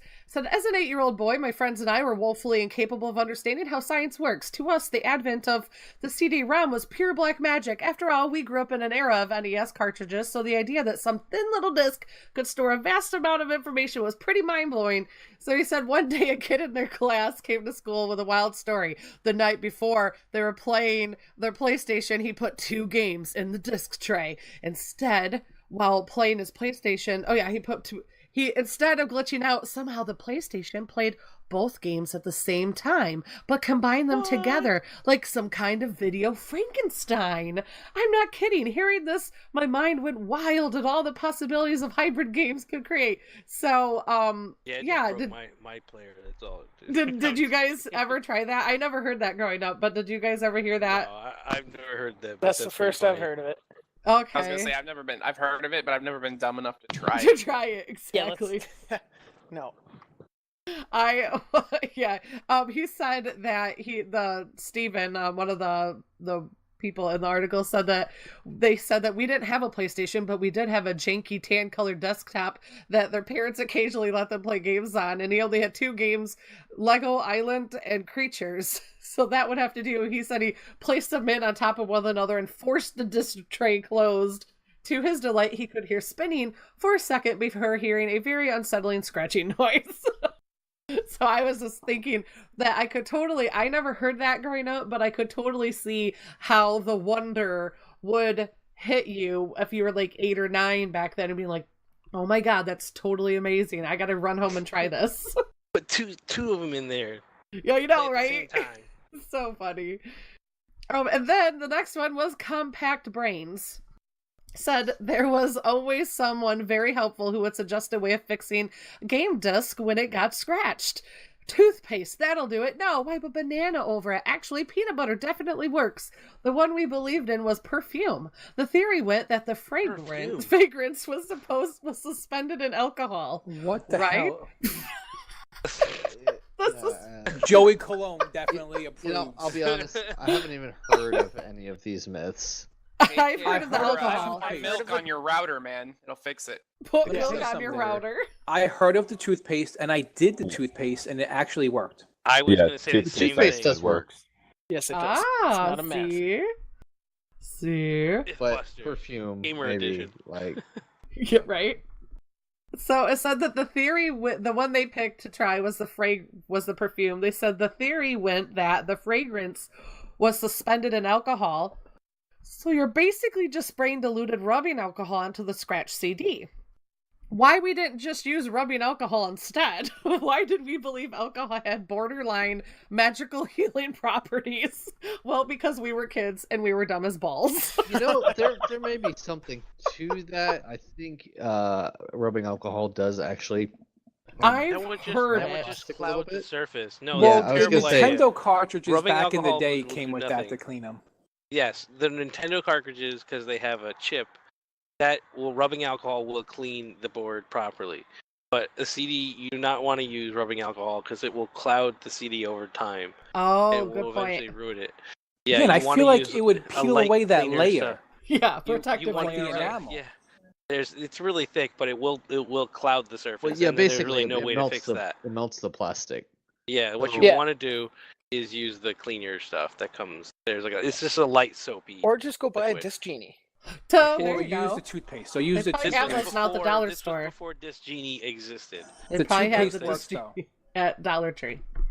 Toothpaste works. You know why? Because the toothpaste acts As as like abrasive. a polish too. Like if you buff it out, it like polishes it up. It did work. It worked, And but it you fills had in to, the you had little to do it spaces. Really, you had to do it like in straight lines from the center out. And you really had to buff it out. Like you couldn't leave like residue on the disc. You didn't want, Yeah. you didn't want Crest toothpaste all inside your disc, No. Over your inside eye. your PlayStation. Yeah. All right, so the next one was run as administrator. This was a myth. They said in middle school, hell? Austin said, me and my school friends are all effectively had the same PC. Some off-white Dells and HPs from the Cretaceous period. We all believe that we all believe pretty the same good. I like that. nonsensical rumor running a game as administrator gives you god tier cheats, infinite health, bottomless clip, The and worst. when that didn't work, didn't dawn on them that I oh, know. maybe this. No, Maybe this doesn't actually, work. so the paragraph later on explains that they just added the games that they tried that it didn't work for to the category of being not in the quote unquote most games category. Because it's only It's supposed to stupid. work on most games. So apparently the ones they tried it on just must not have been those ones. Yep, pretty much. Yep. So, and then Wes said added the power of Alt F4. Said, I can't say this one, I believed. Said, I can't say this is one I believe, but in one beautiful summer, circa 2004, I was going to say 2014, 2004, I spent many, many days at a friend's house playing Halo Combat Evolved Online. Those were the good old days of 4-hour CTF matches on random servers, and text chat was always a chaotic stew of trolls and confused kids. My favorite to watch was so simple, but so beautiful. No matter what server, there would always be someone in chat offering advice to newbies. Press Alt F4 to change weapons. Press Alt F4 turns on God mode. Press Alt F4 to chat. 90% of the time this was laughed off or ignored, but every once in a while you'd see two perfect words. So, and it would say XXX Spartan Bob XXS quit. Yep, they'll see that at Yeah. work. Yes, right? People do So- it in ARC all still the do it. time. Oh, yeah. It's funny. I was I gonna mean, say, I we used to laugh do when it I in see people do it. we would do it in World of Warcraft and Battlegrounds. When you're waiting, everybody's waiting for the battleground to start. We would say to do Alt F4, and it would say blah blah blah has left the party. Speaking of Battlegrounds, there was a streamer who fell for that, like live on What? stream. He asked how you change gears in PubG, Oh my and goodness, somebody told him Alt F4. that is He beautiful. did it live on stream. So that goes Oh, to show the power of man. Alt F4 is still alive and kicking to this Yeah. day. Yes, it is. To this day, have you guys ever done any Trolls. beautiful Alt F4 moments? No, I knew better from day one. No, I I'm knew not. what Alt F4 was before. That's There the was a, rage. yeah. Alt F4. That's the rage quit. I'm not Yeah. dumb. There was All a right. kid. Alt I F4 remember. has been around since Windows 3.1, so Yes, maybe but before. people are but still Windows falling 3.1 for is my it. days. Yeah. That's awesome. Then there is another edition, Turn It Off and Turn It On Again. My dad, it says Tyler at it, my dad caught me turning off the family PC and turning it back on immediately after, and rightfully scolded me. Apparently, the wait 30 seconds before turning a PC back on and shutting it down rule was grounded in truth. You wanted to let capacitors fully discharge, but being a stupid kid, I took it too far. I became horrified that I damaged my electronics and anything mechanical, even by turning them off or in on too fast. For years, I would wait a full 5 minutes or so before pressing the power button after a shutdown or crash, and admonished anyone who was cavalier with the power button, so I created my own myth. In this case, I suppose. Today, I'm still uneasy about rapidly power cycling anything. It'll never go away. So do you No, guys this have... Is true. This is Huh? true. This is absolutely true. Okay. This is a proven thing. You turning off, well, you don't need to wait 5 minutes, but turning off a computer, for instance, my brother for a long time had his computer turned on to an outlet that had a switch connected to it. And for some reason, people kept turning it on and off and eventually damaged the computer and destroyed it. What is this light switch do? The one, yeah, like, it was really stupid in the end when you look at it. But then I believe at some point my brother started using that as a way to turn off his computer, and it eventually destroyed it. But yeah, turning off your computer improperly is not good, and if you do it frequently, it will destroy everything. Wow. So we got another truth one. Alt so F4 basically, is this guy still pranked alive. himself essentially by creating the rule in his own mind that he had to wait like 5 minutes. Yeah, to turn he it was. back on, Yeah, and he was. he would make other people wait for 5 No, minutes. but his father told him apparently you had to wait 30 seconds. So I don't understand where Yeah. this kid came up with 5 minutes later, just Yeah, he just randomly. I mean, Because like, he was told- terrified. He was figured told 5 the minutes, right everything rule should be right good to from the go. get- No, but he was told how to do it correctly the first time, and then it's a myth because he It's one of those things like he probably thought, well, can't have too much of a good thing. Yes, I think that's what it is, Willektron. I think he was just dumb. He wanted to be. I extra mean, safe, you know, he didn't that's wanna explain- that's kind of where you get He these is things. writing But a top 10 video game myth article. Yes, this is his. That was his edition. All right, the next one is the Nude Raider. Wes added, God. I'll admit it, I was young and dumb enough to think that there were cheat codes for Tomb Raider that would turn Lara Croft into naked Lara Croft. I don't think I really understood cheat codes at the time. I probably didn't understand that cheat codes had to be programmed into a game, and thus that the developers would have to deliberately create a nudity option. I also probably didn't understand that people wrote bullshit on the internet, so when I went to cheat websites and saw the nude code, I figured it had to be real. Said I remember trying to type it in, making Laura step forward or shuffle sideways, pulling up the inventory menu, and nothing. Was I doing it wrong? Try again. So it said, this other cheat. Is also something that did happen. So for the what, PC. in Tomb Raider or just in other games? There was a mod you could install that did it. Well, let me tell you, I tried to do this myself, and I never got it to work either because it's bullshit. Oh yeah, it's obviously not real in the base game. I will tell you, if you beat the game with her, you could play through it again with her in a bikini. Really? So that was a I thing. think Yes. that's a different game you're thinking of. No, Tomb Raider.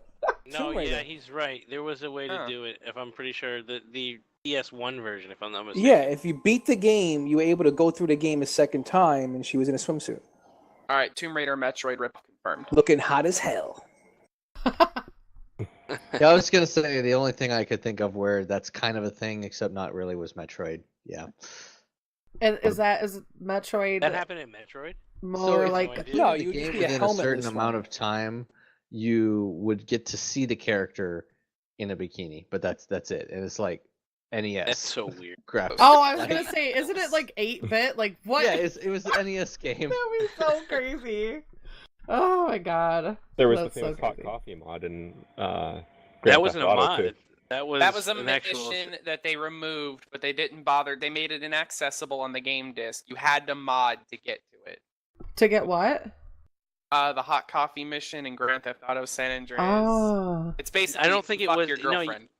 Yeah, but you didn't. It was at first. It was something you could do, if I'm not mistaken. Yeah, and it was then never they changed in the it. official game. It was never a thing you could access. They had it in development, and they were like, So instead of deleting it totally, they just made it inaccessible on the game disc.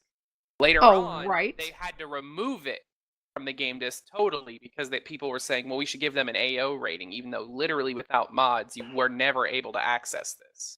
Yeah, I always did all this shit. So like, I installed the new Raider mod. I installed I tried like all these things. So it's funny that, and I forget that I likely did hacks or something to make them work. Yeah, I don't remember them being difficult to access. So no, Yeah, I you were remember the never hot able to coffee mod. access this.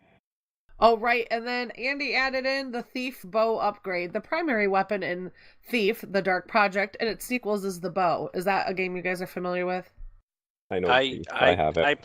I have heard of it. Yeah, it's the original Thief stealth-based game. Okay. Some of it. He said, but it's much more than just a weapon. It can fire water arrows to douse torches, moss arrows to muffle footsteps, and rope arrows that enable climbing to otherwise inaccessible areas. And it can do even more once players acquire the bow upgrade, which, so the story goes, is stashed away in the Alaris extension of the Bone Horde, a great underground crypt. This section of the crypt has been blocked off by cave-ins. The Bone Horde is a very old, crumbling place, but players who can reach the ledge and twist and turn to find just the right path to squeeze their way through the tiny tunnel leading into it will be greatly rewarded for their efforts. Except it's all a lie. The Alaris family crypt does not actually exist, nor does this bow upgrade, but the legend persisted for years. For all I know, still does, thanks largely to the TTLG.com community site, which enjoyed proliferating the rumor among newcomers as a sort of a light hazing ritual. Even when they told the truth, old-timers would leave just enough room for doubt that you could never really be sure if you were being messed with. So they said, I admit I wasn't sure, so I looked for it with more persistence than probably warranted. Now I'm sure, mostly sure anyway. So is there a time that you guys have tried to do these little hidden stuff and then you find out that it's not really a thing? Like this guy? When I'm playing Dark Souls a lot, I'll come across something and I'll be like, oh, there's definitely got to be a thing hidden there. And then I'll spend like an hour trying to figure out. Yeah, like I'll spend an hour hitting walls in a random room. Dark or Souls has hidden a walls. lot of those spots. Yeah. There's a couple places where people say try jumping off here or whatever. Never. to Those get- are just those. If Here's you the fall thing. for those, you're There's dumb. actually at least one place where you can use it for speedrunning Yeah, if I you think do it right. Dark So you Souls don't want to 1 just jump off because you will die, but if you do it a certain way, you can survive it and speedrun and skip a bunch of areas. Yeah, in Dark Souls 1, there's a place where you jump off and it forces you into basically the end of the game. Oh, Yep. wow. I just remember playing Super Mario Brothers and trying to jump over the flag at the very end, because then I don't know why it was so amazing. Didn't they like throw like a little party or something, like confetti or fireworks or something went off? Like if you jumped I think the you very get first more Super Mario points Brothers if you 1. jump to the highest part of it. If you jump to the highest part, you get a 1-up, I think. Yeah, I remember yeah, being yeah. able to jump over the flag at the very end on the very first Mario. Do you guys remember that or no? I don't know about jumping over it, but it would definitely do different things depending on I how don't high. think you were Right. able to jump over it. Were you able to Thought get I over it? did. No, I think I you did can- jump you over get, it. You get 5,000 points at the very Yeah, it top. would suck you backwards. You landed on the flag? Is that what it was? I remember. Yeah, it wouldn't let you pass. Oh, okay, that's probably what it was then. I remember that was my goal. I was little. It was a long time ago. But I just remember always hearing that and being like, that's what we need to do. We didn't have Google or anything. We actually had to go and like buy those books and stuff and magazines and all that. I would get hand-me-downs from my cousins, so they would just have the my God. magazines. Remember when the magazines started being able to include demo discs? Yes. Oh my Yep. God, that was the best. Delicious. You were like the kid with $5 and you can get yourself a demo disc and a magazine. It was like the world was yours. Exactly. So I'm going to end there because I think the other two are boring. So I'm going to toss it over to Mr. Foe. Mr. Foe. I'm here and I'm talking about Star Wars Destiny. I've been playing some video games a little bit less because me and my son got hooked on a card game called Star Wars Destiny. I talked about this the last time I was playing. We were kind of like looking into it and we were really liking it, but we are full blown into this game. We went to a tournament this afternoon. We did a whole bunch of things. It's such a good game. If you like things like Magic the Gathering or Yu-Gi-Oh! And card games like that, and you like Star Wars, you're gonna like this because it just adds a whole random element with the dice rolling and things like that. It's just a fantastic game. I can't get enough of playing it. We're just fully entrenched, and it's putting us in the mood for more Star Wars stuff. That's awesome. Yeah, it's really good. Just look it up, Star Wars Destiny, and I've been playing it on Steam through Tabletop Simulator.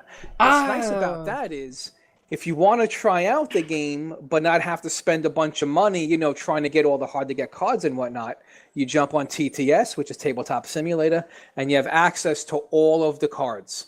So if there are cards you want to try out before you go looking for them, you could make a deck, hook up with a couple of friends online, and just play through things and experiment. It's really cool. I'm loving it. This is like a trading card game then? Yes. It's not a living card game. It's a trading card game. Trading card game. What's the separation there? I've never been into tabletop or anything. A living card game is you buy the whole set of cards like a board game and you get everything. Or you could buy expansion packs that have a set. They actually have set cards, so you can just go and buy all the cards that you need. You don't have to like open packs and hope you get a rare or an uncommon or whatever. So that's a living card game. And a trading card game is the other kind where you have to like open up packs and stuff. I gotcha. Okay. And this is a trading card game, and so you don't know really what you're gonna get, or you can buy individual cards. Right. So it looks rather expensive. I mean, this stuff is like $250 for the complete set or something. Yeah, trading card games usually are. Well, I mean, you could do that, or you could just buy packs or buy cards, and then you could swap with other people, trade repeats, whatever. And you trade. Yeah, it's not cheap. Usually, trading card games are a little bit expensive, but I don't know. It's the fact of trading with people. That's kind of the fun of it to a lot of people. Is like getting in trades, finding the hard to get stuff. So, but we've been having a blast with it. It's just a lot of fun. The Star Wars movies coming out next month. That's going to be awesome. I'm so excited. And so it's just putting us more in the mood for that sort of things because me and my sons, we love that stuff. Damn, I didn't realize it. The new one's coming out that soon. When's that coming out? Next month, dude. December. Dude, Not, Disney is just okay, pumping out November. those movies. I'm talking crazy. like we're already there. Yeah, dude. Yeah, it's so already the it's end of December like for me, middle so of it's December. great. Right. It's the months are flying by when you look at it. Really, Exactly. It'll be here before you know it. It's Exactly. crazy. I didn't realize. And by the way, they're really churning out those movies like crazy. last week I was up to 2:00 in the morning because I was on a website on a queue to get the tickets for Thursday night, which is the night before it releases. So me and my son are going the day before opening day, midnight release. It's going to be awesome. That's awesome. Nice. Yeah, that's a lot of fun. I added the link to the tabletop simulator. So if anybody wanted to see what Fo was talking about, because you said you play this game on the tabletop simulator through Steam, so you don't have to spend all the money on the cards and stuff. Right, if you didn't want to. And then if you really do like it and you do want to go meet with people and play in person, because that's part of the fun too, is socializing, going to the big tournaments, going to the big events. That's a lot of fun too. So, yeah, you could go on there, check it out, and see if you like it. And the tabletop simulator is $19.99 on Steam. That's not bad. I'm going to buy this game. I need to just get Tabletop Simulator. Yeah, it says Tabletop Simulator is the only simulator where you can let your aggression out by flipping the table. There are no rules to follow, just you, a physics sandbox, and your friends. Make your own games and play how you want. Unlimited gaming possibilities. But there's no guidance. Oh, you should be able to answer this. Well, So in the different types of games, there's no like predefined guidance. You have to like know how to No, play the game. yeah, it's all mechanics. So it's like it's as if you took the board game, put it on a table. You use your mouse to hover over pieces and grab stuff, move it around. It's literally a physics engine, just moving stuff around. I see. So there's no guidance. Pretty cool though. And It's very cool. There are some games that you can download, like that people have made as, for the Steam Workshop, where it will have things scripted in, where you can just click a button and it'll set up the game for you. Right. Or draw cards. You or know, like, whatever. do I have to go and like literally set up the pieces on a chessboard, like in order to play chess? So no, because it'll come pre-set up, but like you can move stuff around and then you'll have to reset it. But usually when you open up a game or whatever, it comes set up in its initial state. Yeah, but for the Star Wars, you have to put everything out. You get your little battle mats and you put out all your stuff, and then you play the game. I mean, it's easier to play in person because you have to, move stuff around. It's way easier in person, but this gives you an option to play at home online with other people, which is cool because you can't always get down Has to the anyone local flipped store. the table on you? I flip the table all the time. There is You a button know. that you can set it to table right back to what it was before it was flipped, though. So that's Oh, that's kinda really? nice. Okay. That's Yeah, I kinda usually cool. flip So you it can when the just take game's your over. aggression out. You Yeah, just and take I your always aggression flip out, it. and you can just flip it right back or whatever. Yeah. Okay. That's But not that so bad. I've been having a lot. But then while I'm at the tournament today, these motherfuckers, they got me into another game called Legend of the Five Rings, which is it's like a samurai-based game, which is a bunch of like samurai clans fighting against one another. But that's a living card game. Oh, I thought it was like a polygamy game. It was like the No, Five so- Rings. No, so that's a living card game. Sorry. I mean, that would be a good game. I couldn't stop You go and myself. get 5 different women, get 5 different rings. You get it going on. The Folks, bedroom It's is called- They crazy. can never find out. It's called about I'm a the broke others. ass game. Foes It's throwing me called the I curveball. Must Doesn't Be even put this in Freaking the Insane notes. game. Yeah. No I hope shit. this is the right thing. that So- I'm streaming now. Legend of the Five Rings. It's a card game by Fantasy Flight Games. It's the same people that actually make the Star Wars game.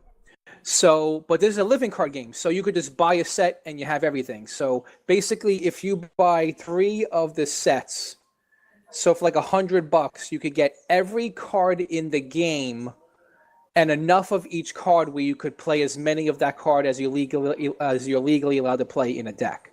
So you could make about 4 decks, like 4 solid decks, and then if you want, you could take them apart and swap things around. But for $100, you could get all of the cards, enough to make whatever deck you could think up.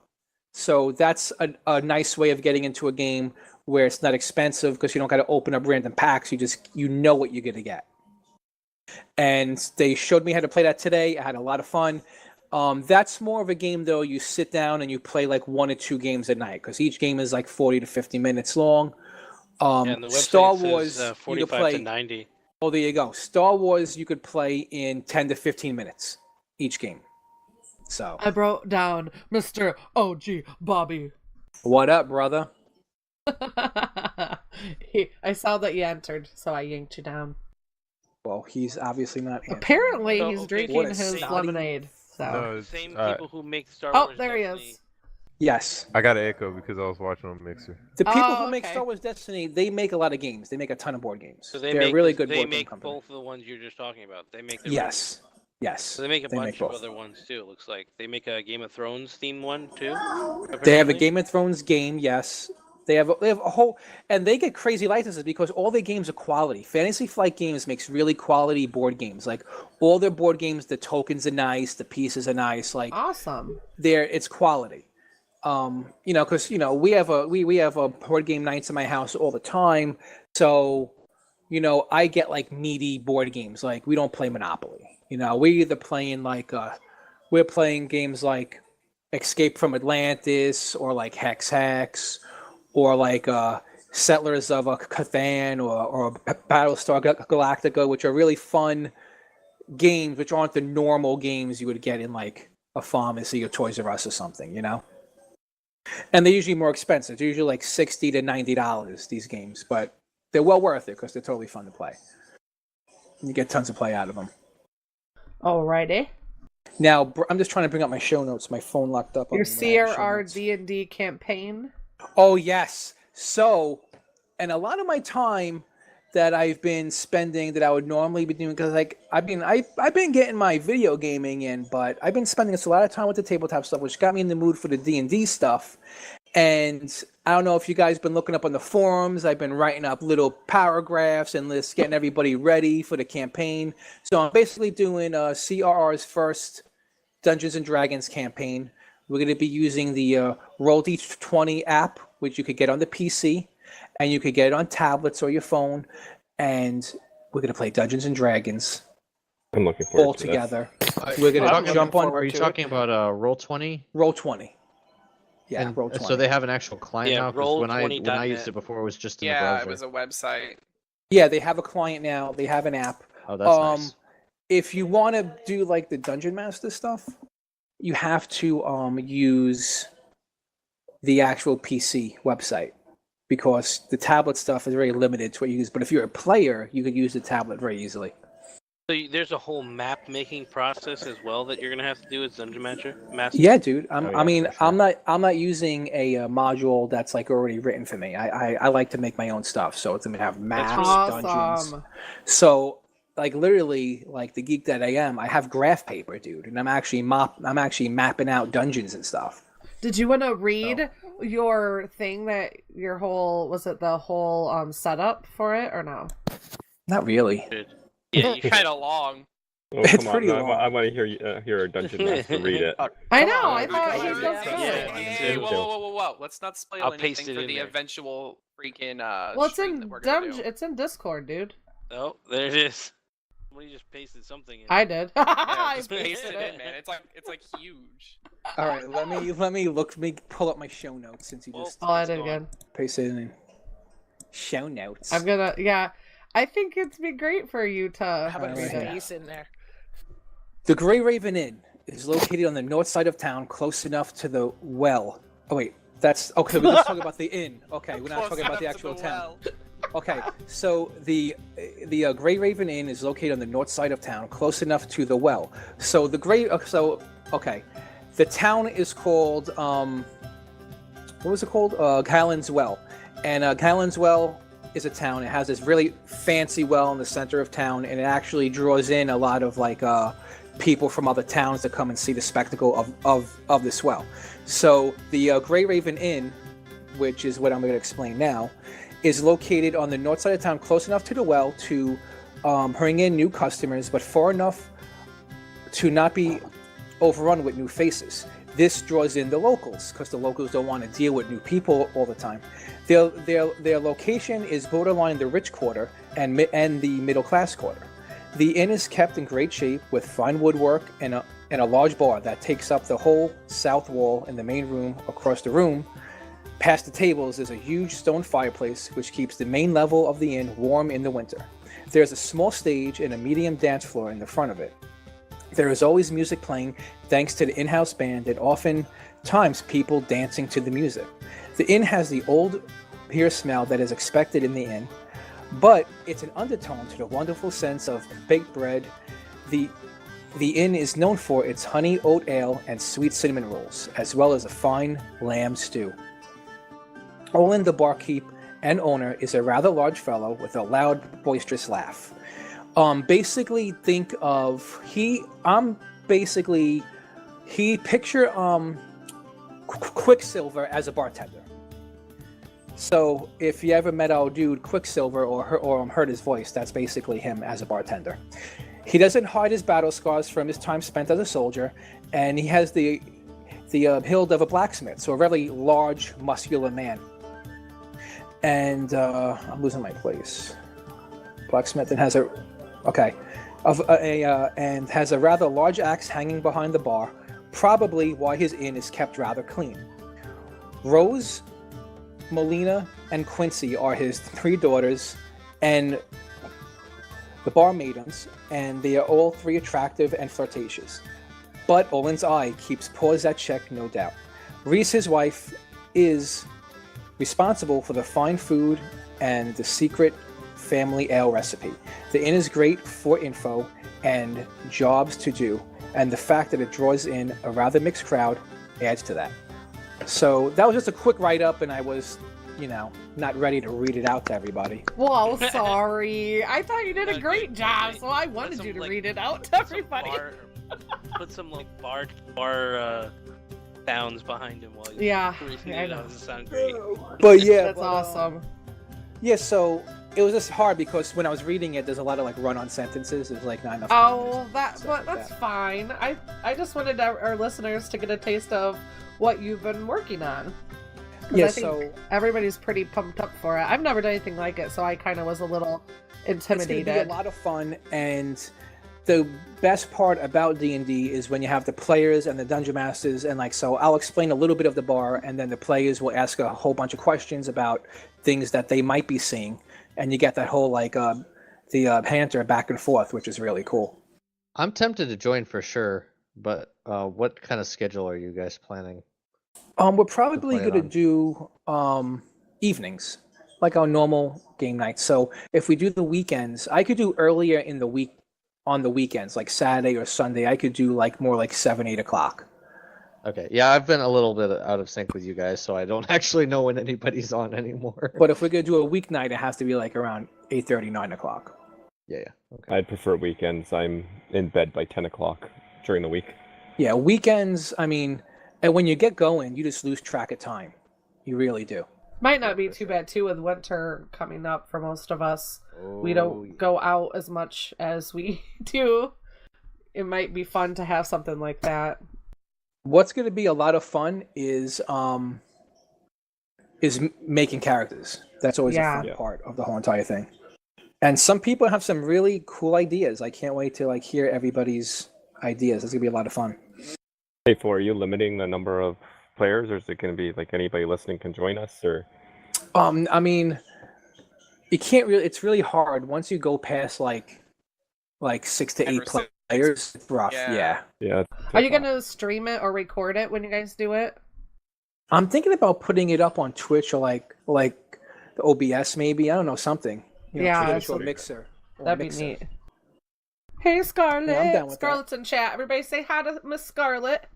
Hey, Scarlett. Hey, Scarlett. All right, so next on my list. That was about a third of us. All right, right? I also been playing a lot of Destiny 2 because they just had that PvP. They had the Iron Banner, and I already talked about that in full. We already talked about that. Destiny 2, we covered it when we were talking before. And I'm getting ready to play some Happy Dungeons. That game finally came out. I don't know if you guys remember. I remember you telling us about it. I was talking about it. I played the beta. Me and my little guy had a blast playing it, and it's totally fun. So we're getting ready to jump into that now because it's out on PlayStation 4 full release. I think they had it on like Xbox a little bit earlier, but PlayStation 4 is out now, so we're gonna be jumping to that. It's gonna be so cool. Remind me, is that free to play? What is It's Happy free Dungeons? to play. Happy Dungeons is a kind of like a Diablo type game, and Castle Crashers mixed together. Okay.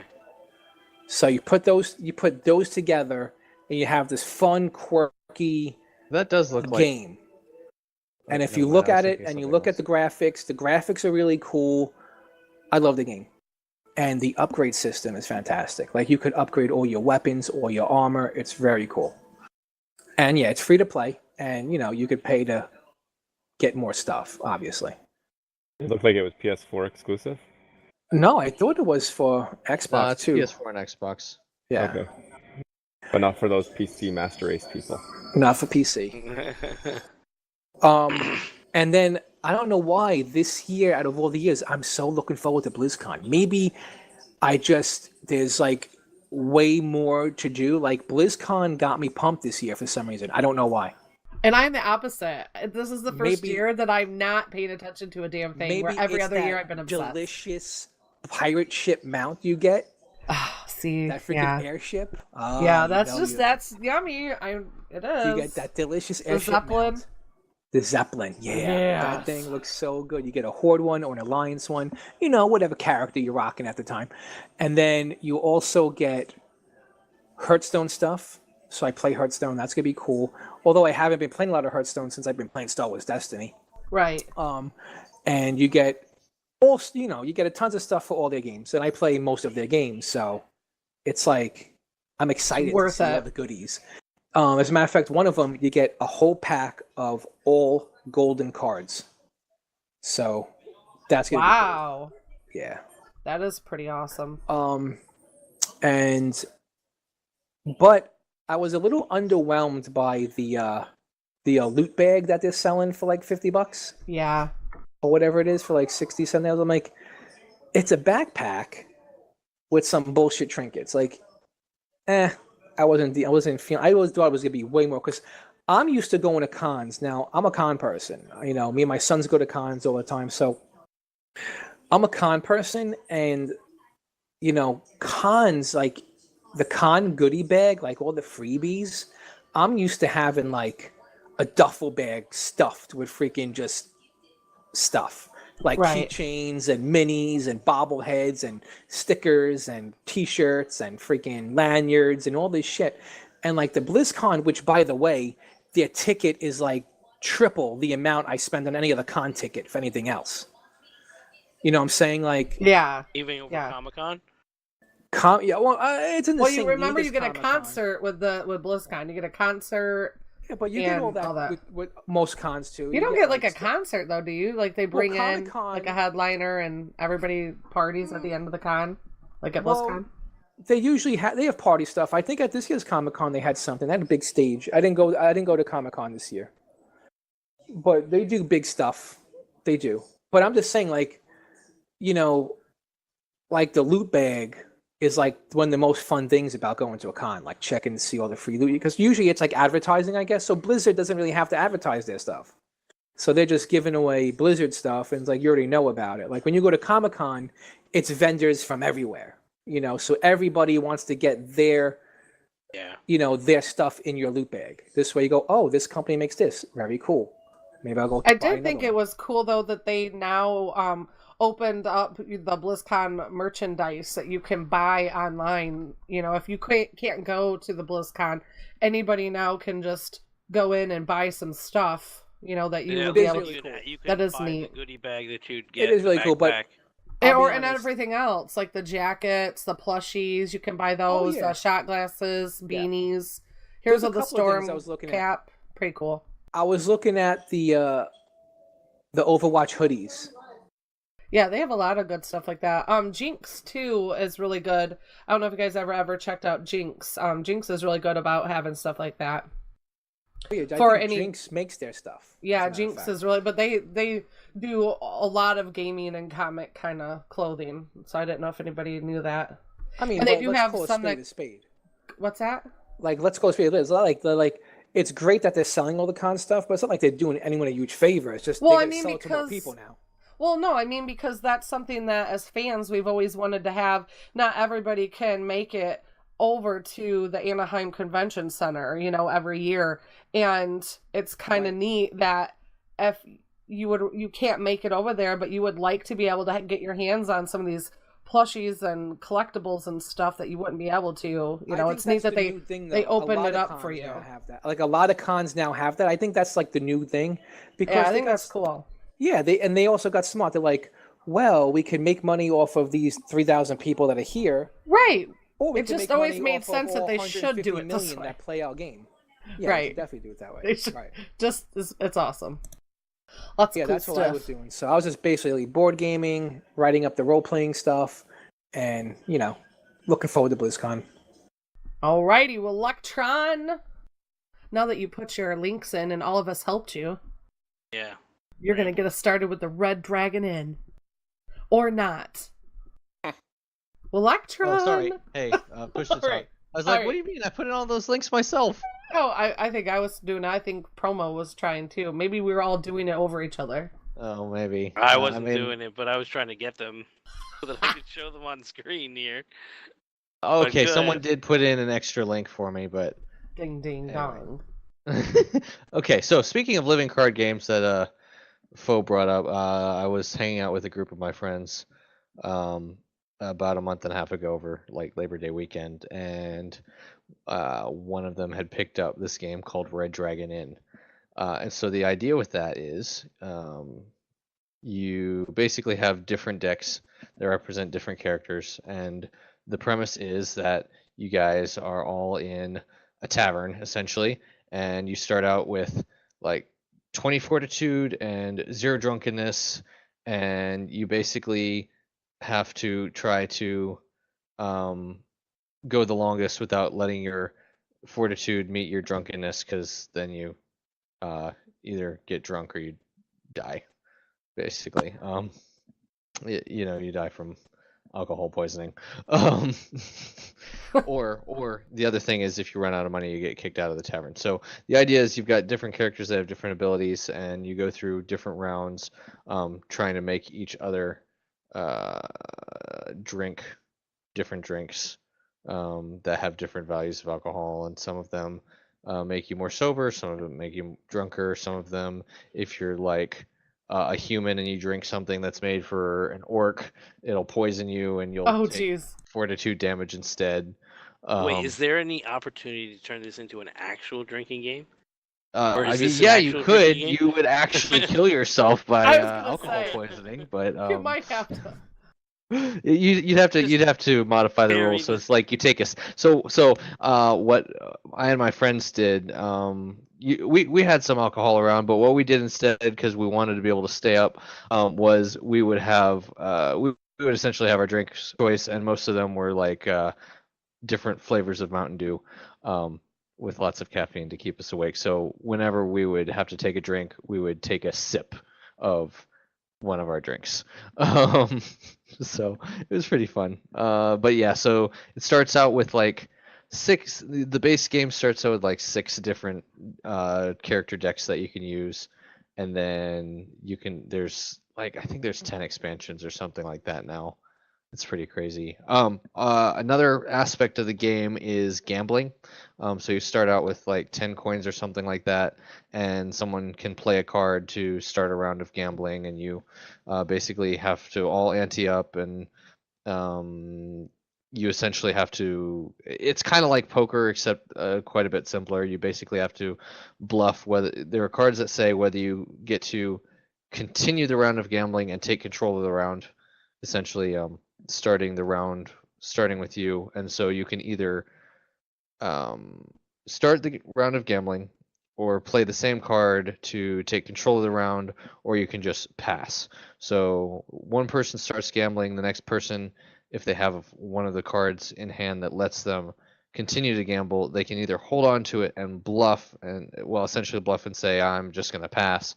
And then the next person goes on and on. If it gets all around with everybody passing except the person who started it, then that person gets all the gold that was anteed up. But if someone else puts a card down saying they're taking control of the round, it continues, except starting with the person who put that card down. So it would have to get all the way back around to the person just before them in order for the round to end. So depending on how many cards people have and what you can have, there are also cards that let you cheat and just say you win this round of gambling and all the sorts of stuff. But it's a lot of fun. It's pretty easy to learn. It doesn't take long to figure out the rules and get going, and there are a lot of different options for different decks and different themes of your characters if you want to get some of the expansions. So. And you play this with your friends or family? So I only played it like a couple nights while we were hanging out over the weekend. Oh, okay. But yeah, I played it with some friends. Sounds fun. During like Labor Day weekend this year. So. Oh, cool. Yeah, a lot of fun. It's great if you just are hanging out with several people for a few nights, and then you just whatever. Great time for if you're hanging out in person with people. And they might have it on Tabletop Simulator. I haven't actually checked, but they might have that there. And you finished Tabletop Simulator, man. See, you were telling me about that. And you got into the Persona 5 books that Mr. Promo was telling us about a while back? Books? No, well, I don't know about... Oh, wait, he read books, though, right? Is this a game? Nothing to do with Persona 5 at all. Oh, I thought you talked about Persona 5 before. Will talked about Persona. So maybe it was him then. Because we had a guy write in and tell us, remember? Like, we had one of our listeners write in. Okay, sorry, I'm getting you guys crisscrossed. Yeah, so I definitely have talked about that game on the podcast before. Okay. I was thinking it's a really long game. I think I have like 200 hours in it or something like that. Well, no, maybe not that long. 130, 140. Persona games I'm saving for when I get myself a Vita. When I eventually break down and get a Vita, I'm saving those for that. So I think there's actually only one of the main Persona games on the Vita, but you can also probably play Persona 3 Portable on there. But yeah, Persona 5 is PS4 exclusive. I've talked about it before, so I won't go into super detail, but it was an excellent game. I loved the story. The gameplay was great from start to finish. I never really felt like I had to do a super amount of grinding. You can grind to make your characters super powerful, but I never felt like I absolutely had to grind excessively in order to complete the game and beat the bosses. But that also probably comes from the fact that I've played one or two of the other games, so I kind of understand how the system works, so I'm able to just kind of I was able to find the boss's weaknesses and set up my party pretty well just even on my first run of the game. But great game. It's something that's meant to be played multiple times if you want, because New Game Plus adds all sorts of features, like if you ranked up your what they call confidants, your relationships with other characters in the game, to a certain point, to the maximum rank, then you get a little item from them if you talk to them before the game ends, that carries over to the next run of the game. And if you get that, then you have access to the abilities that they give you as soon as you meet them, instead of having to rank all the way up to max again. So, mostly it's one of those things where you play through the game once for most of the story, and then you can play through it again to, kind of clean up and find the story branches that you weren't able to get the first time, and all this kind of stuff. Second round, everything's kind of accelerated so that you can get to the parts that you missed the first time around. So it's pretty cool. I really like it. I'll definitely be playing through it again at some point, but it kind of consumed my life for a while there. If you have a PS4 and you like JRPGs in any way, shape, or form, though, I highly recommend it. Alrighty.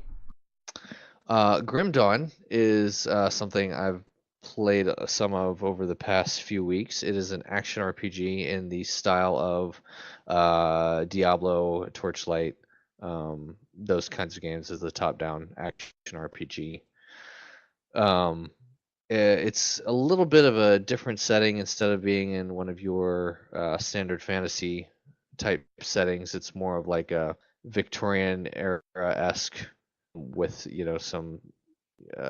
some darker elements. But there's like, you've got guns and bombs, and there's definitely magic stuff, but more of a kind of almost like a grimdark stuff, which you would assume from it being called Grim Dawn. But right. It's a pretty fun little game. You can play it solo, or you can play it with up to 3 other people on multiplayer online. So if you like that kind of thing, I think it's pretty interesting. The neat part about this particular game is your character can have up to 2 classes assigned. Oh, okay. Out of the 6 classes in the base game, up to 8 classes that you can choose from in the when you have the DLC.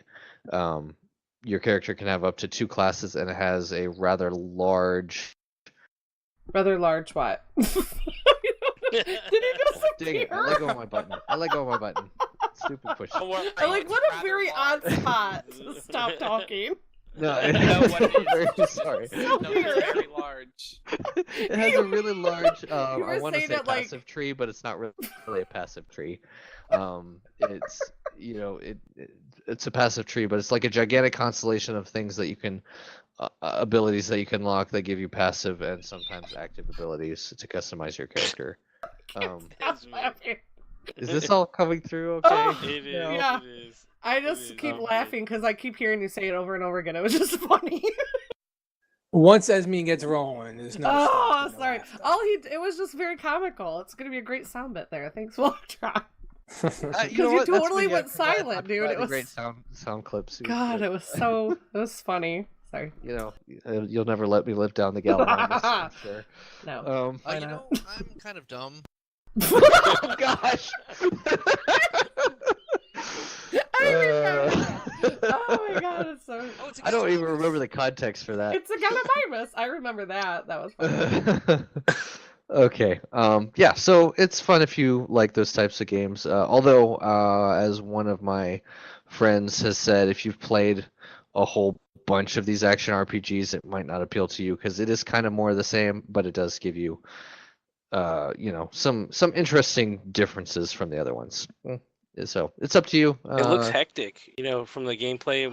So it can be kind of hectic, but at the same time, it's not really because it's kind of, it is like, point and click kind of thing. If you're using keyboard and mouse, which you can use a controller, but controller controls are not really intuitive. It's kind of point and click, but basically you don't have to click multiple times to get your character moved. You can just click and hold and point it in the direction you want to go. Keep retargeting the enemy, whatever enemy your mouse is hovering over. So it can be kind got of like hectic. an RTS style.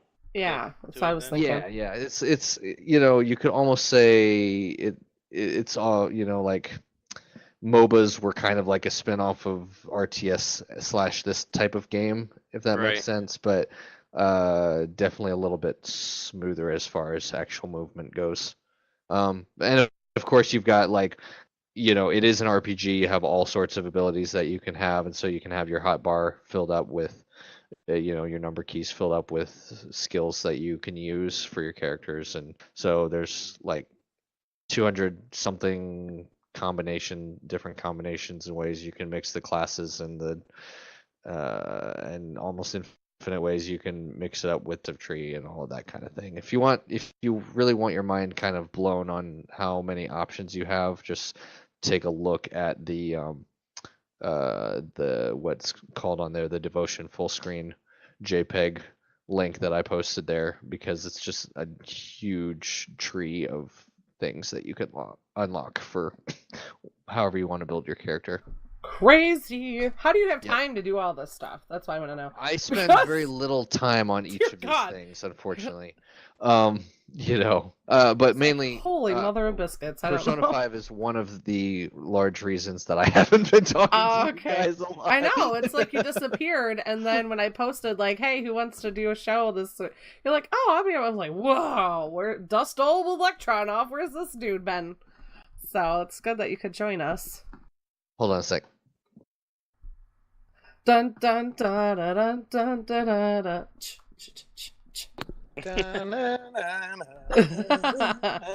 Hey, you're still there, Provoke. You're still there. What? You didn't see me typing all that crap? Oh no, I don't have any noise. I don't have any noise turned on. All right, welcome back. Yeah, I'm back. My last thing is I have.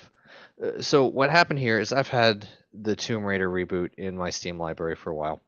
Because it was on sale a while ago, and I picked it up because it looked interesting, and I was like, I'll play this later, and it's probably been a couple years. So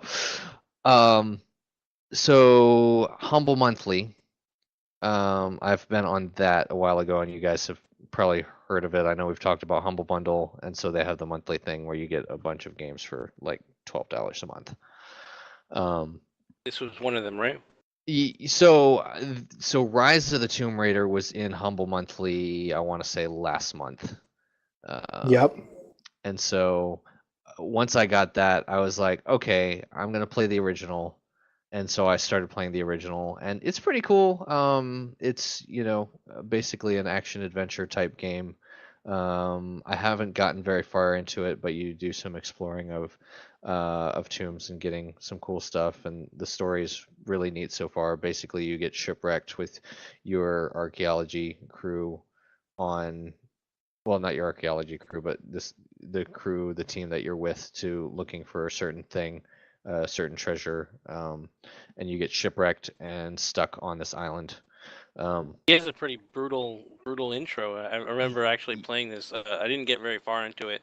Yeah, it is pretty brutal. What was going on, but it's a really cool game. The gameplay's really smooth. It's a Square Enix game, so that's one of the things they do pretty well. Is it's pretty smooth. The controls are intuitive.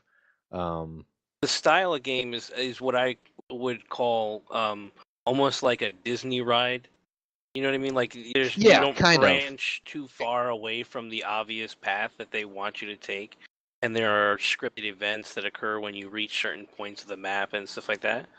Yeah, exactly. And it's kind of a puzzle at the same time, right? There's a puzzle aspect. Yeah, so there are some puzzle aspects. There's definitely like like in any of the Assassin's Creed or Arkham games, there's like different things that you can collect throughout and unlock stuff, and you can get upgrades, and for different weapons that you pick up, and one of the ways that you heal up and or upgrade is you hunt deer or rabbits or whatever is out there. You have a bow, and then pretty early on you also get a pistol, and these kinds of things. So I think it's going to be really fun. But yeah, basically getting the second game in Humble Monthly drove me to finally start the first game, and I think I'm going to enjoy it.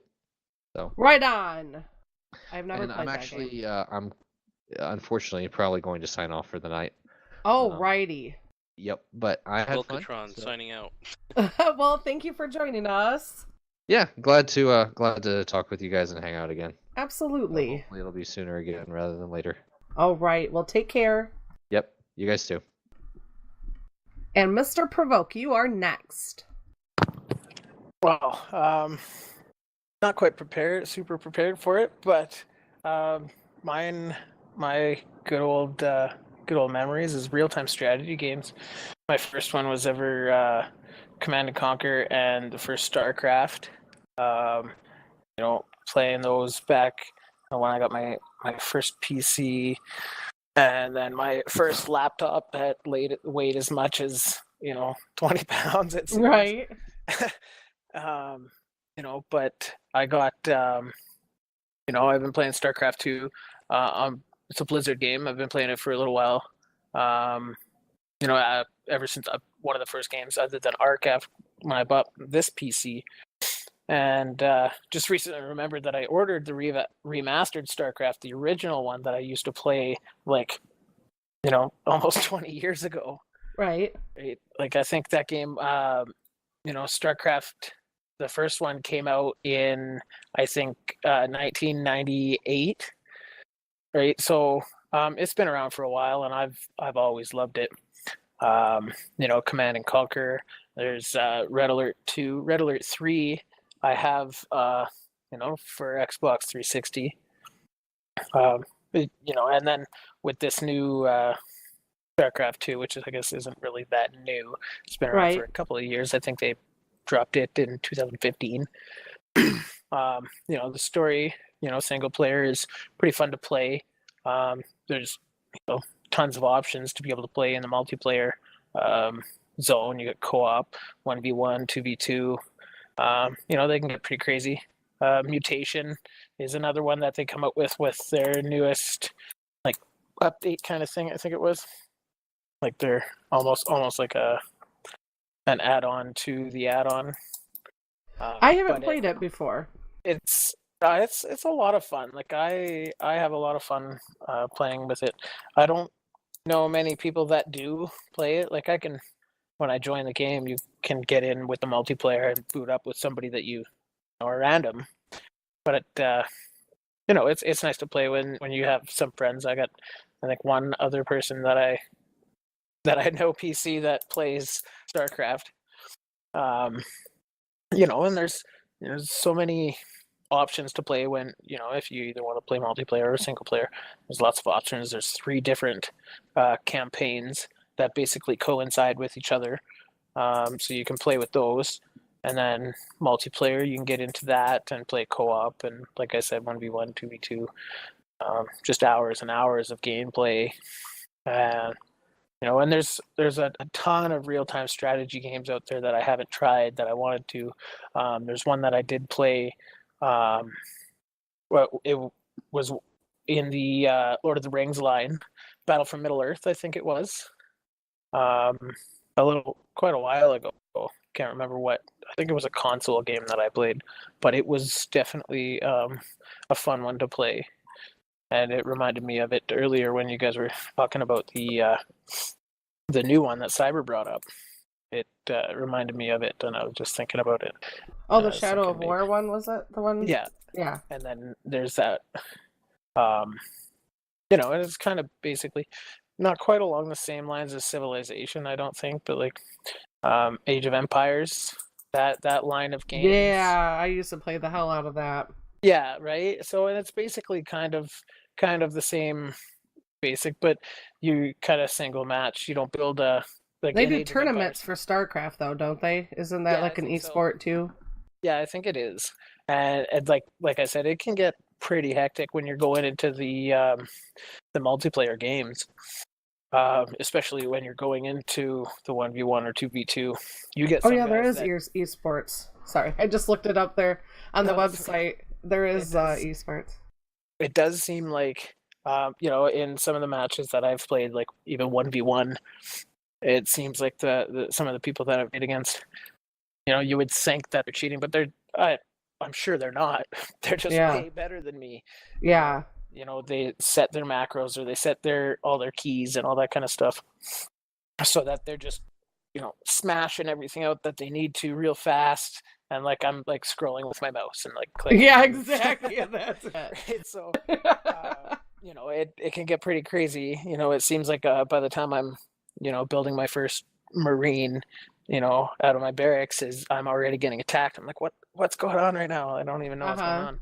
Right, so it's a lot of fun to play, and I figured I'd bring it up because everybody else brought up a game. I wanted to be included too. Well, there you go. Yeah, you joined us last minute, so it's all good. Well, thanks for sharing that. But yeah, no, it's definitely could have been more prepared, but that's my thing.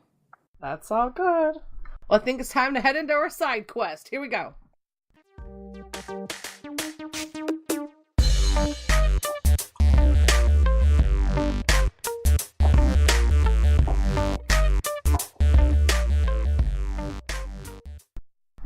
Right. Tonight we're sharing weird, funny, or strange games to confirm that there's literally a game out there for everyone and for everything.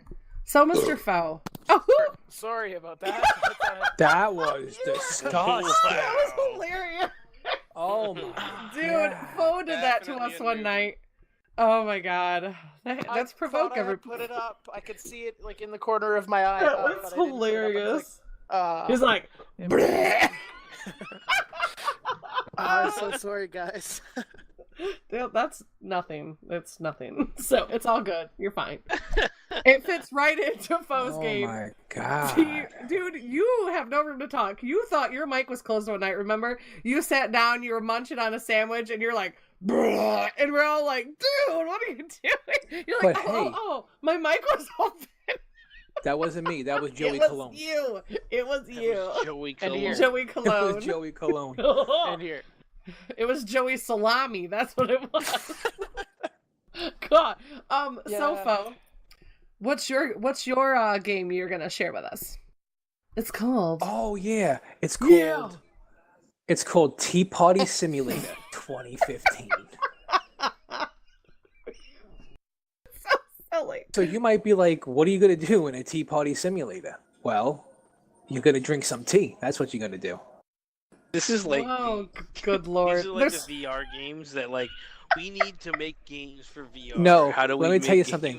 Please do yourself a favor. Just please do yourself a favor and watch the video. That's like there for the first thing. Silly. It starts off as one of those like physics games where like you have to like try and make tea, and you gotta do it in like a certain amount of time to make it perfect. And it's like that physics engine, Yeah. Where, like, you get that like it's like an awkward grabbing stuff and pulling it. Yeah, it's like a VR game they're trying to sell. But have you ever wanted to be a tea party extraordinaire? But wait, and then and it starts off all calm. They're just like, yeah, trying to get the tea. Oops, I spilled some, blah blah blah. And then the guy just rages and like throws a plate at a teddy bear that's sitting at the table. I know. Pushes the table away, flips the whole thing over. It's great.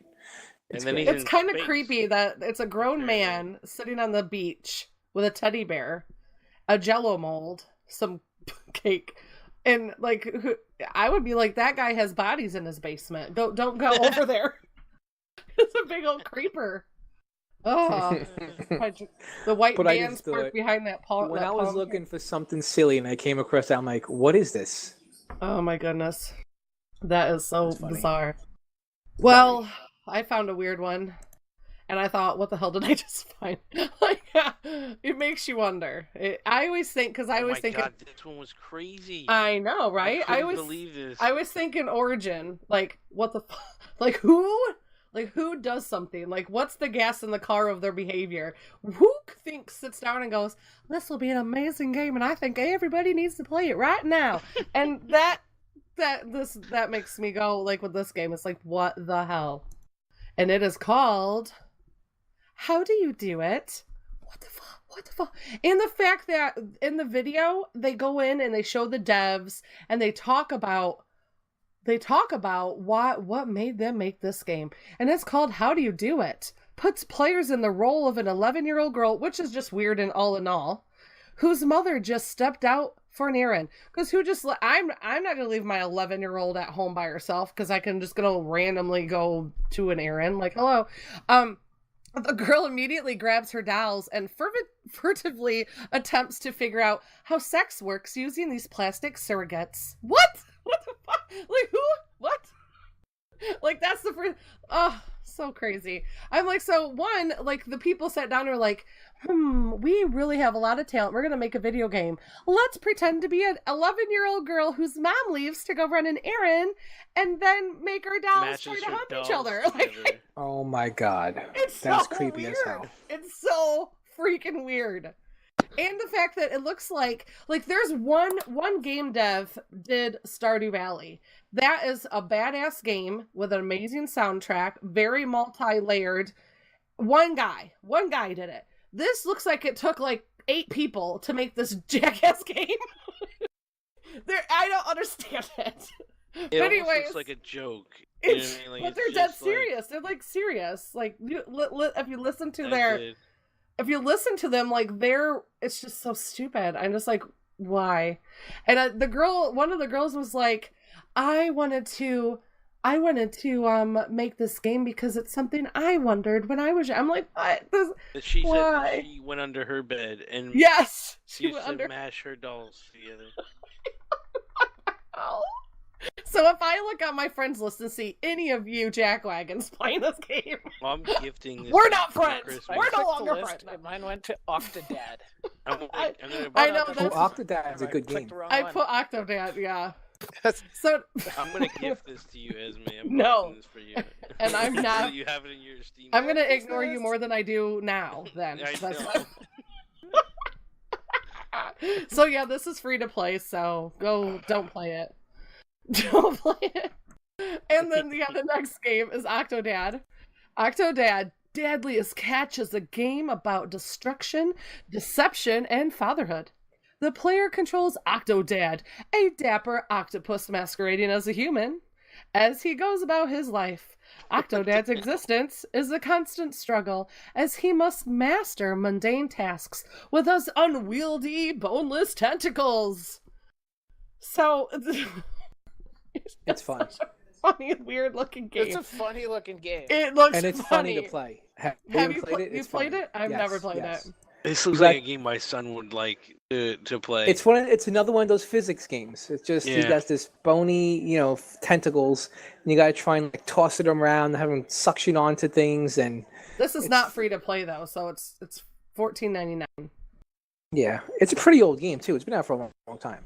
2014. Yeah, it came out January 30th, 2014. Yeah, there you go. It's been out for a while. Yeah.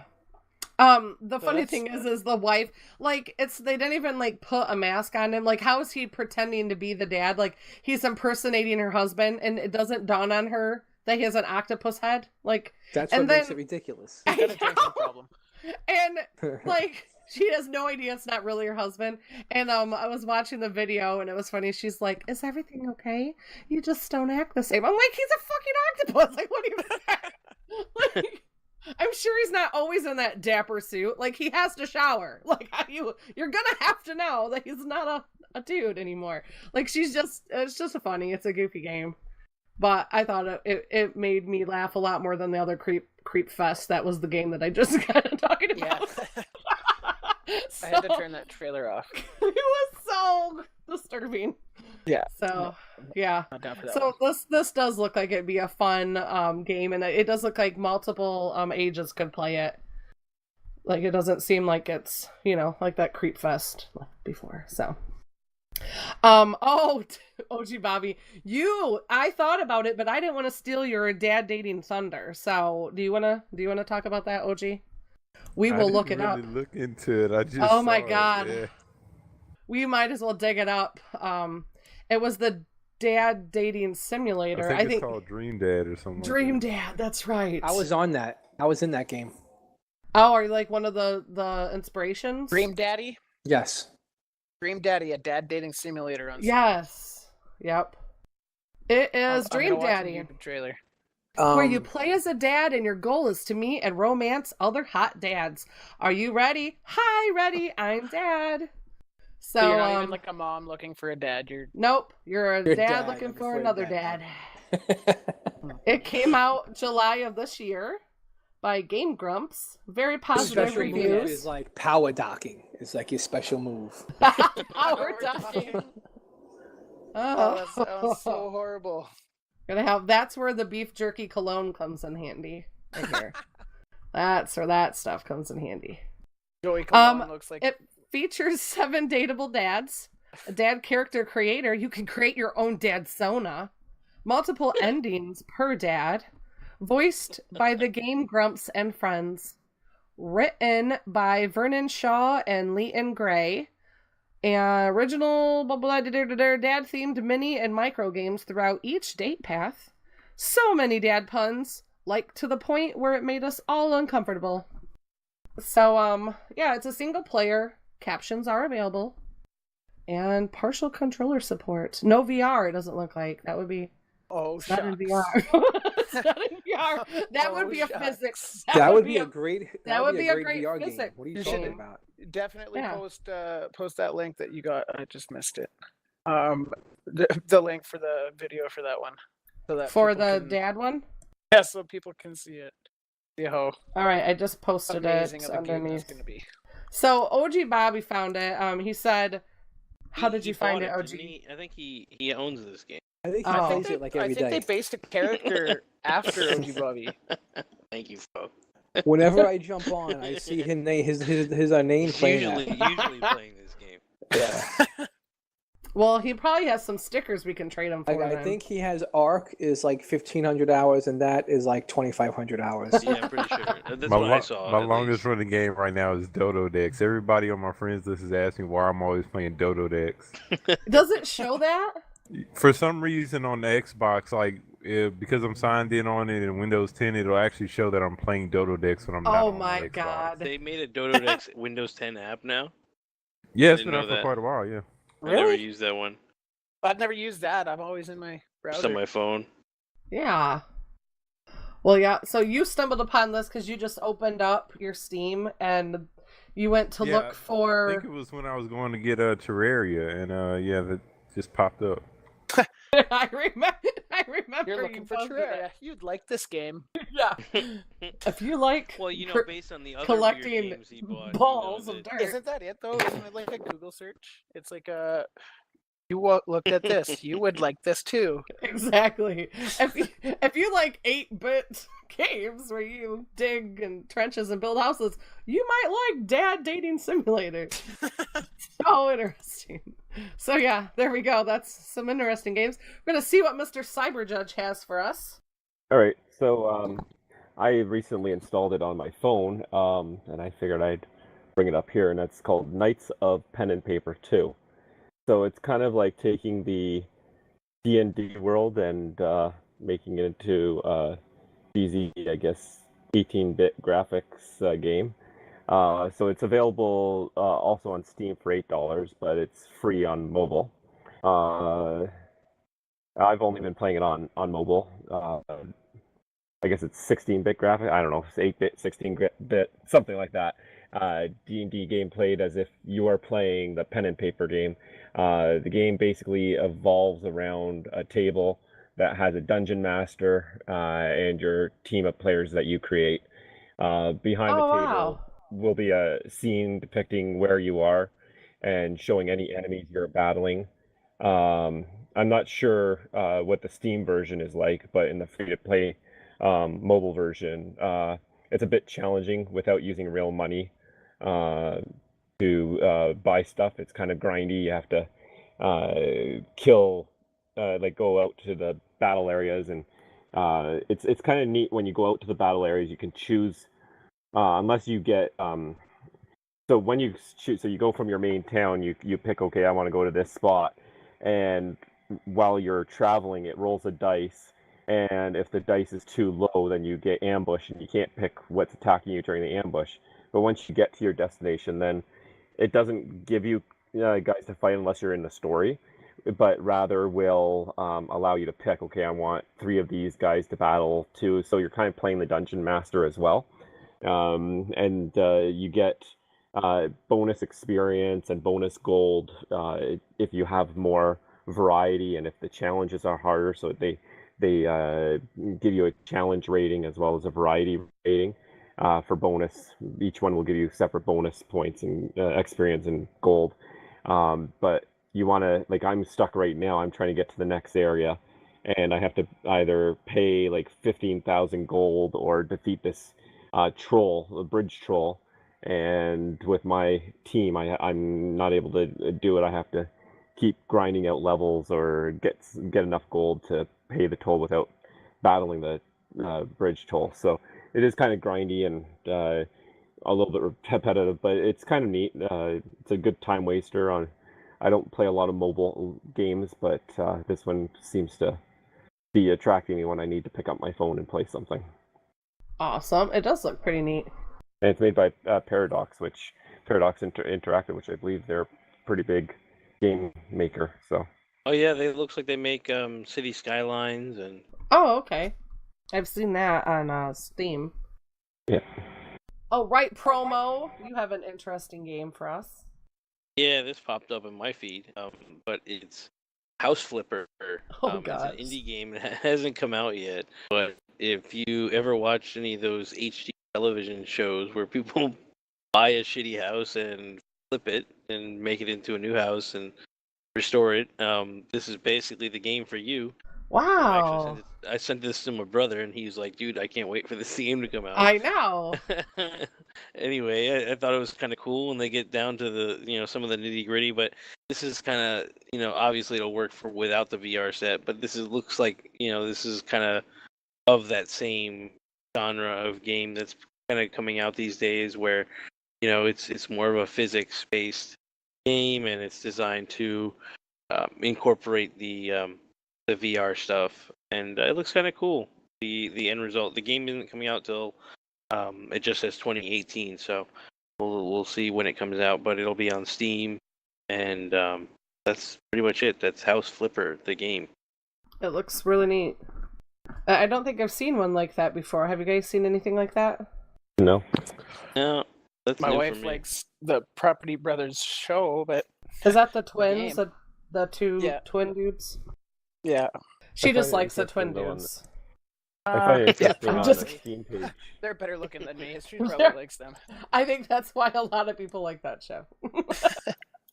I don't like it because they do a lot of stupid stuff. I find it interesting on the Steam page. It didn't look like they were indicating VR. You would think for sure that this would be a VR thing. Yeah, by looking Hell at yeah. it, right? Especially if Yeah, they do VR for a tea party. They can't. It would like, come on, this would be way better. If you go back to the Steam page where it's listing the game, they don't have the VR No, the icon. VR, right? Yeah. Maybe it's just too early. There seems to be very little detail about it. Literally, the only thing that there is to even say is House Flipper is a unique chance to become a one-man renovating crew, buy, repair, upgrade devastated houses, give them a second life, and sell them at a profit. That's all I could really even find on the game. So They're saying Q1, so it's going to be by the end of March. It'll be out. It would be neat if it was multiplayer, because wouldn't it be kind of cool to fix up houses and sell them to other people back and forth? Like you're really Yeah, right. flipping though. That would be neat. But all right. So I'll let you guys decide. Do we want to go on and share our last calls, or do we want to call it? Because we're over like 3 hours. I'm okay. It's I don't really been that long? Dude. Yes. I looked We down. even I'm get like, into like TV shows. And we all haven't that even stuff talked yet. about our TV. So it's up to you guys we if you can have do to it leave on or fast not. forward. Huh? We We can could do it just on, go like, fast. You mean like Yeah, I don't mind doing don't that. dilly dally, just I was gonna share. say, I'm out. Y'all have fun. All right. Good night. Good night. Good. If you have to leave, go for it. I just wanted to give anybody an Yes, extra. he's gone. But he's not. He's Fine. still here. Oh shit! Oh, what's up, dude? Sorry. Good night. Good God. night. Yeah, so if you have to go, nobody's gonna be like, what the hell, we don't obviously care if anybody has to leave while we're recording anyways. Just wanted to give you an out before we move on. And then I do agree we should do it the fast way. So we should just share our business. But all right. Let's not read everything as may Start put last in there. call. Shh, I'm a fast talker, dude. I ain't like freaking Promo or Willektron. They're like what like I gotta jack their shit up and like Come on. That's not fair. I can put my shit in overdrive. you guys, get some syrup all up in there. All right, here we go. It's closing time. Pack up all those dinos and pack out into the real world. It's closing time. You don't have to go home, but you can stay here. I don't want to have too long right now. I don't want you to have too long right now, but it's closing time. And Rated R is ready to pull the plug. That was Oh, right. Huh? That was the slow slow one. one. That was Yeah. the slow one. Yeah. The other one I sped up was like, go. Promo, your turn. We're gonna get you started, Waffle. Waffling on. So the show I watched That's normal. recommendation Don't act like you're from- not doing that up from Cyber is I don't know what you're talking about. This show called The OA. It's a story about a missing woman. After 7 years, turns up at a hospital and with strange scars on her back, and she can't or won't reveal what's been going on. It's a fantastic series. I don't think, based on the ending, I don't think it's going to have another season. But so it's just kind of 8 episodes of a story. And it's really, really well done. I highly recommend it to everybody. Thank you, Cyber, for recommending it to me. It's a great. It's twisted. It's yeah. I don't want to give you too much of the story, but it is nothing what you thought it would be, and it is suspenseful. It is a thriller. It is everything. It's a great show. So I recommend it. Watching it on Netflix. What show is it? It's called The OA. It's a Oh, Netflix Original Angel. Yeah. Yeah. Just don't have it playing on your big screen in your lunchroom at your work. Oh, that's right. You said you did. Now I remember this conversation. Until the boobs came on the screen, and then Oh, I quickly shut it off. They're like, Cyber. And then the last thing I wanted to talk about real quick is the Stranger Things 2 trailer. The show is right around the corner. It's coming out in, I don't know, a couple days. That's a good show. Yeah, I can't wait for Stranger Things 2. Mm-hmm. And that's really it. That's all I got for my last calls. All right. Well, hey, you might want to tell us while you're here. Tell us the servers that you've opened up for the group, if you can remember off the top of your head. I am. 1 second. All right, you get that. Discord. You get that. Here, I got it. So here we go. So we have, of course, we have the Extinction Core cluster that we've usually been playing on, the Island, Scorched Earth Center, and a Coliseum event map. We have Team Fortress 2 servers that you can jump on and are set up for 8 versus 8 team deathmatch, and there are bots to fill in for when other people are not there. We have the Arc Aberration server eventually coming out, but apparently has been delayed due to Wildcard delaying the Aberration patch. Some weeks. Some weeks, yeah. Who knows what that means? Maybe December now is what I'm thinking. Give a break, guys. This is like the first time this is happening. It's early access, okay? This never happens. And they'll say, and it's not coming out for console. That's what they'll say. we have a Terraria server that you can jump on, and I think it works with mobile, Android, and PC. Did it work with mobile Android? I don't know yet. I didn't try the multiplayer. It's a strange thing. And then of course we have the Starbound server that I've been playing on that I described earlier. It's a lot of fun. I've been posting screenshots of the little base I built and kind of the progression and frustrations that is Starbound. But it's a great game. And that's it. That's the servers that I've been running. We hope to get a Minecraft server going eventually if there's interest, and some more things to come. So, alrighty, Mr. Foe, what do you know? Okay, so I've been wanting to get into the Star Wars, reading Star Wars novels, and I'm trying to get a hold of what's canon, what's not canon, where to start, because there's so many, and I have so much to catch up on, but I'm currently on the internet at night just trying to figure out where to start. And talking about TV shows, if you're looking to wait for Stranger Things, you want something strange, there's a little show called Channel Zero.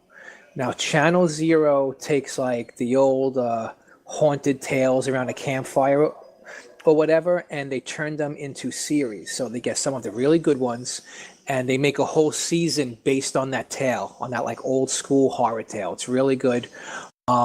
Season 1 is like one storyline, and the second season's a whole new one, and they're both really good. We're on season 2 right now, and just a good show. It's a little creepy, so you're gonna get creeped out, but it's really good. So if you're looking for something to watch while you're waiting for Stranger Things, Channel Zero.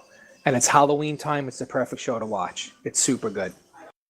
I found a thing, I don't know, I just Googled where to start reading Star Wars, and I found on The Verge, it says Star Wars reading list, where to start after you finish the movies. Is that what might be something you want to look at? I don't know if it helps. I think I did look at that.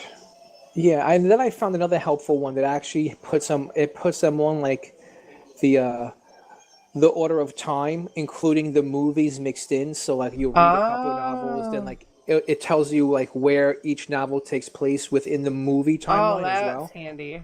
Yeah. Cool. All right, I was going to toss in that new show that is on CBS called Wisdom of the Crowd. Have you guys heard of it or watched it? I have not. Okay, Wisdom of the Crowd is a drama about a visionary tech innovator who creates a cutting-edge crowdsourcing app to solve his daughter's murder and revolutionize crime-solving in the process.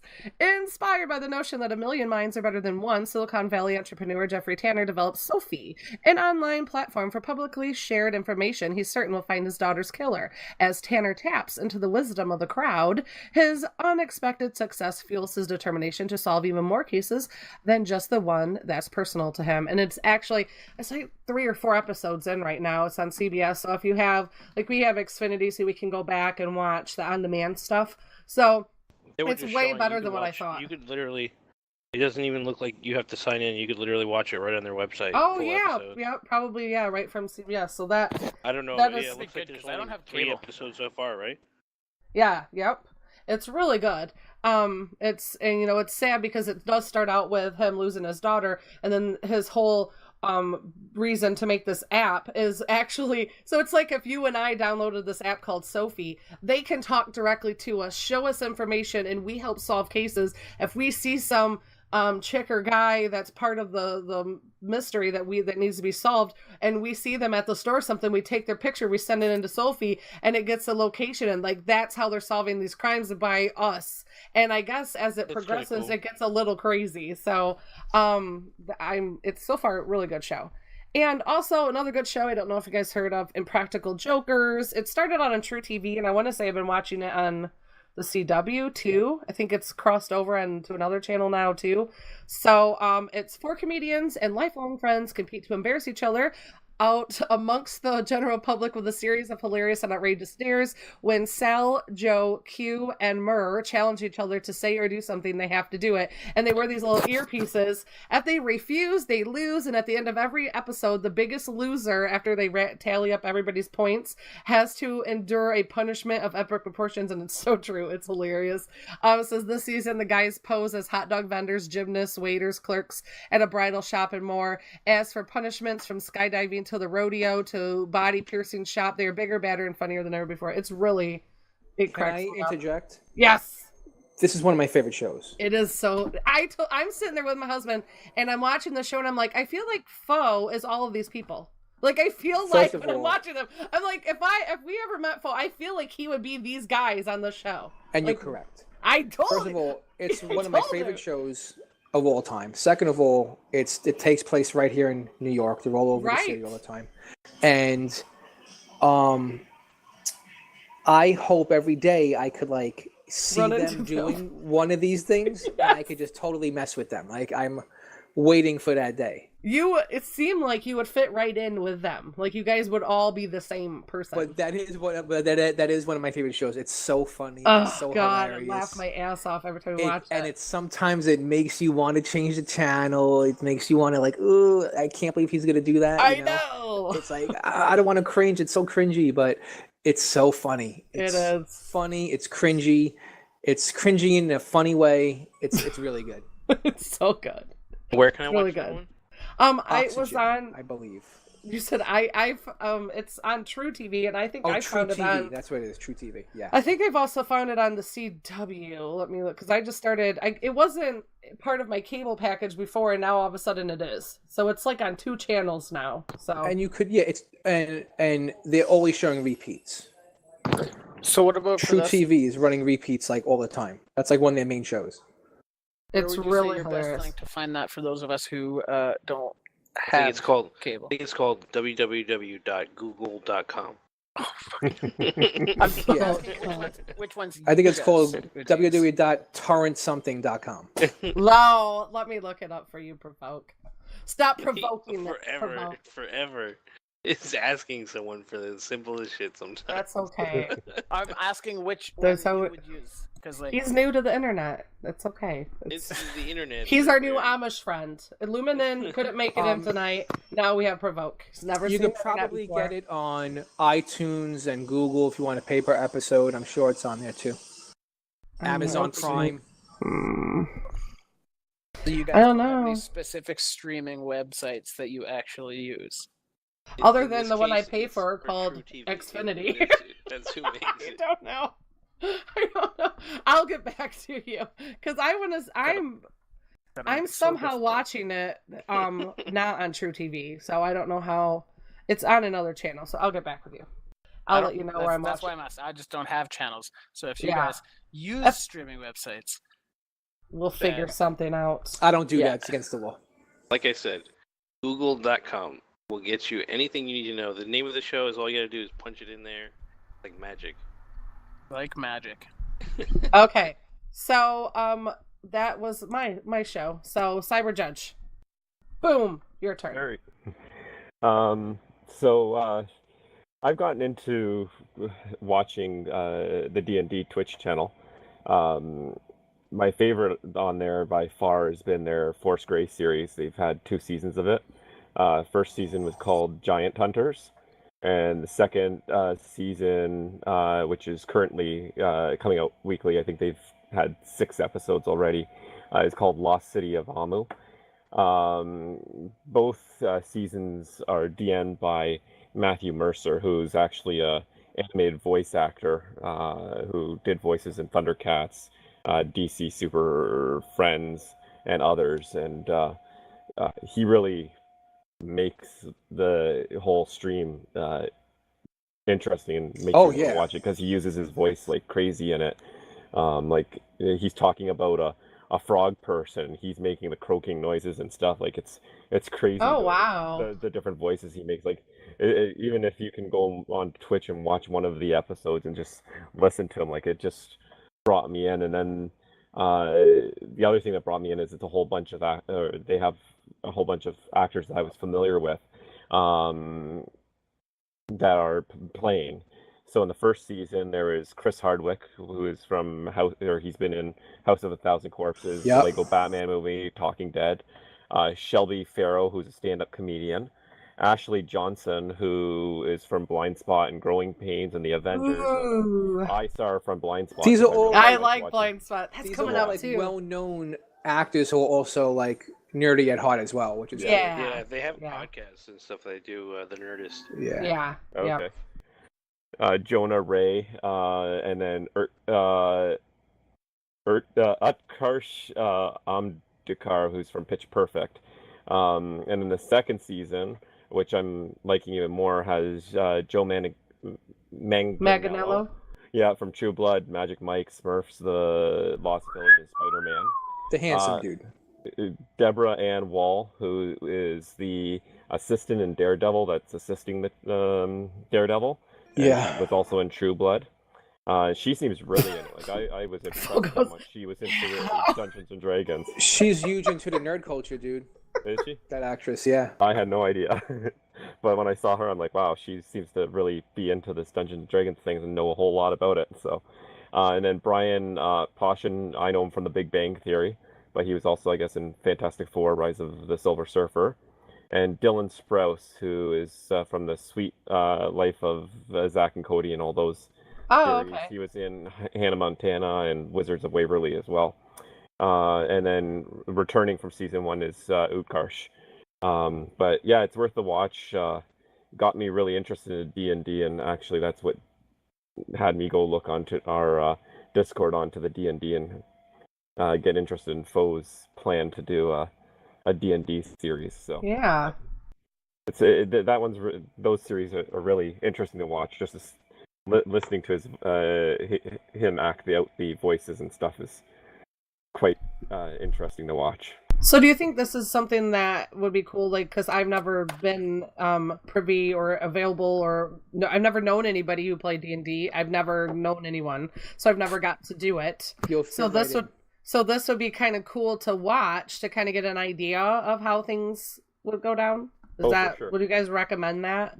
for us noobs that have no idea where to begin. Yeah, for real. I'm looking Okay. at it. Like, okay. Jump on Twitch not and just the watch only one. anybody play, not just those people. Yeah, watch, I've never- normal people play I have too. no 'cause, idea anything about you know, they're famous. They're well known. They have access to a lot more than like the average person would. So watch that, and then go watch like an average person stream too, and just get like a hang of it. These guys, you'll be entertained. Like these guys, And I'm sure they have writers too. I'm sure he has a yeah. writer. I'm sure, but you'll be definitely entertained. But they do also on the D&D channel have a learn to play. Now that learn to play one focuses more on the DMing. Like the DM will stop the play, the story, and go to a solo screen of him just explaining what he's going to do next, what you have to do as a dungeon master to keep the game going and stuff. That one's pretty good too. You still that you can tell the players don't always know what they're doing, so the dungeon master is explaining what they have to do and how they play. And actually that one, the learn to play, is using the Roll20 that we're going to be using with full render. So that'll get you an idea of how the Roll20 works and all that. Awesome. As well. So, but the D&D Twitch channel is definitely a good place if you want to get an idea of what Foe is planning for us with his D&D series. Definitely check out the D&D. This one, like I said, will keep you entertained for sure, but the other ones are pretty good too. I'm watching 3 or 4 series now going on. So cool. Well, thanks for sharing that with us. Yeah. I will hopefully by the next time we do it. I found a Twitch or Twitter account of a new app that's out to help connect D&D nerds. It's kind of like Tinder without swiping for D&D part, like how to find each other easier, to connect with other people who want to set up a group or something. So, and I found them, they started following me on Twitter, and then I checked to see who they were, and it's a new app that they're developing to get out there. And now I'm looking through all my notifications and I can't find it yet, but hopefully I'll have that too, because that looked really cool. I imagine it is hard to find like-minded people, when you get older and you're not as connected and you're busy and stuff, and you're, the time that you had kind of dissipates as you get busier. It's kind of hard to meet people that have the same interests as you if you are in more of a rural area. So I haven't done much with Roll20, but it seems like it's kind of that kind of community. Is too, it? that, Okay. Like you can join games. You have to create an account and everything, but you can start your own game or you can join a game. I haven't dug too much into it. I just created my account and got myself ready to join Foe. But like I just went in to join a game and they got a whole bunch of different games listed and stuff. So it allows you to join games and what have you through Roll20. Yep. Awesome. Esme, what's this thing I hear about Cross Realm Rebellion Podcast Network? Thank you. Hey there. We're going to wrap the show up, and we're going to do that by sharing a little bit more. We've just been kind of inching our way towards more time and stuff to get this situated. But if you are listening to this now and you're a Rated Arc listener, you may notice some things changing on your RSS feed. I'm keeping it at the Rated Arc RSS feed, so that won't change. It might confuse some people, like, what the hell's Rated Arc? But what I'm doing is I'm changing our website over to our Cross Realm Rebellion podcast network now, because we're going to be expanding. So you're going to see some new shows popping up on your RSS feed. You don't have to listen to them if you don't want to, just scroll on by, and then you can pick and select which ones you want to listen to. The titles will be in the title, so you're not going to think it's Rated Arc because it says Rated Arc. It will say the name of the show. So our new cast, we will have less, we will be fading out Rated Extras, and we will be stepping into our Cross Realm cast. So it's going to be pretty much like Rated Extras, but just with a new title and maybe just a tweak here and there, but it's pretty much going to be similar. And then we're also going to have some other shows potentially down the pipeline. So I do a podcast with my mom. I want to get her back in, and I've been poking her like, come on, we're getting back in. We do a show called the IDK Cast, so I might even put that on there just for the hell of it, because I am a CRR member, so I can technically do that. But we have our own RSS feed for that. But and yeah, Cyber and Promo have something in the works. So that's going to be cool too. And if you want to get a heads up and start following us on Twitter, you can follow the CRR Pod Network on Twitter at CRR Pod Network. And I put the link in the show notes. And then also we have a Twitter for Cross Realm podcast. It's Cross Realm Pod. So Cross Realm Cast was already taken on Twitter. That's the hard thing. When you come up with names, you got to find social media that is not already taken. So it's under at Cross Realm Pod. And as always, you can join us in game and possibly as a member on our show or shows in the future at crossrealmrebellion.com. Ta-da! So that's it. Anybody got anything else to tie in? If not, we are done. We are done. Here we go. Good night. All right. Night, everybody. Good night. Take care. Brush your hair. Oh, apparently my rated arc outro is not working, so we will just end it with this.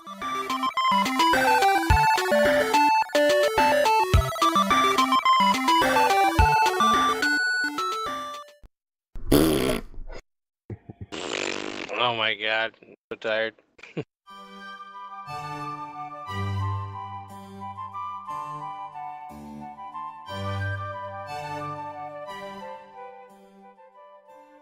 Awesome. And now I turn. I'm recording now. All of my vaults are pink. Thanks. That sounds like old Goonie. You got a bunch of paintings now. I think that's really cool. Really cool. Joey Cologne approves. Are you on your way home from work? Yeah. I'm home now. Oh, why does it sound like you're... Oh, maybe because are you on like a phone or something? Yeah, I'm on a phone because I have company in my living room and it's gonna be a crazy wild party. Oh, with your neighbor, you bugger. The midnight lady. Between my neighbors and Joey Cologne hanging out, I don't know what I'm gonna do. And the raccoons. That's no joke. Yeah, that is kind yes. I got new pails now would have like super tight lids. They're not getting me. Awesome. They don't even bother coming by my house anymore. They're like, no, this guy, it's too much work. How do you? Alrighty, I'm going to pull us down. You could probably, well, I'll probably mute my mic. I don't have much to say either. Well, you don't know. I mean, because when we talk about stuff, we won't just be talking about like what we're doing. It'll be anything that you've been watching or anything really. I found an article about it was like the 9 myths of gaming. I thought it'd be fun to kind of in my spot. It was stuff that we grew up with, and I was gonna see if what you guys thought about them, because it's funny. Some of the stuff I'm like, oh my god, I remember that. Monkey died. Yeah. Does this mic sound that much different from my other mic? Yeah, it sounds a little louder, but I can probably tone you down some. I don't know where Promo's at. I think his kid was playing earlier. I will message you the show notes. Provoke. I'll be good on Discord. Give my stuff back. What? Yeah, if I just disappear from TeamSpeak while oh, somebody dude, else is we know talking, how you are. Yeah, don't act like this is our first time. I just didn't want to recording interrupt you. anybody before I logged out. Hey, but we've had the same person on our Podbean account has been harassing us. I think they're like, bring back Lee Harvey. Where's Lee Harvey? We're like, it's not like we told him he couldn't be with us. He's busy or hasn't been with us. We've locked you in a box, and now you're out. He used to, stay. He used to care to hang out with us, and he used to take his Metamucil on a regular basis. Yeah. Which that joke makes absolutely no sense because Metamucil is supposed to make you shit, not stay awake. But you have to be awake in order to shit. Mostly. You awake to take a dump, just like And we know how clean. I bet you're a very clean person. So you really don't want to shit in your sleep. So I'm sure you're awake while you're shitting. If you go to bed with a stinky butt, you wake up with a stinky finger, so. Okay. What are you doing to yourself in your sleep? You have skid marks in your sheets. That's nasty. You guys watched Big Mouth on Netflix? You went from skid marks on your sheets to big mouth. Well, I bring it up because there's this character on there, Coach Steve, and every time I'm watching it, I'm thinking of Foe. It's hilarious. Aw. I'm gonna have to watch it now. Yeah, you just gotta watch it. I'm gonna wait till my wife falls asleep, and then I'm gonna change Netflix to it. There you go. Yeah, I gotta cook her dinner first, though. I said I was gonna cook her breakfast this morning, but then she's like, I asked her what time she works. She's like, oh, 6:30. I'm like, oh, fuck that. I'll cook you breakfast for dinner. Dinner for breakfast. Alright, I'm gonna drag us down, and I'm gonna go get my coffee. I'm gonna start the bacon. Okay. Okay, dope. Hey, Foe, do you know if Wildlands is cross-platform or not? Hey. Hey? I was just wondering if Promo wasn't going to be here, then I would probably have to try to set up my OBS. But I think he's coming. Because I've been advertising that we're going to do our mixer now. Oh, there he's typing. I like it when Discord tattles on us and it's like, Prometheus is typing. Yeah, but Foe, that game is pretty awesome.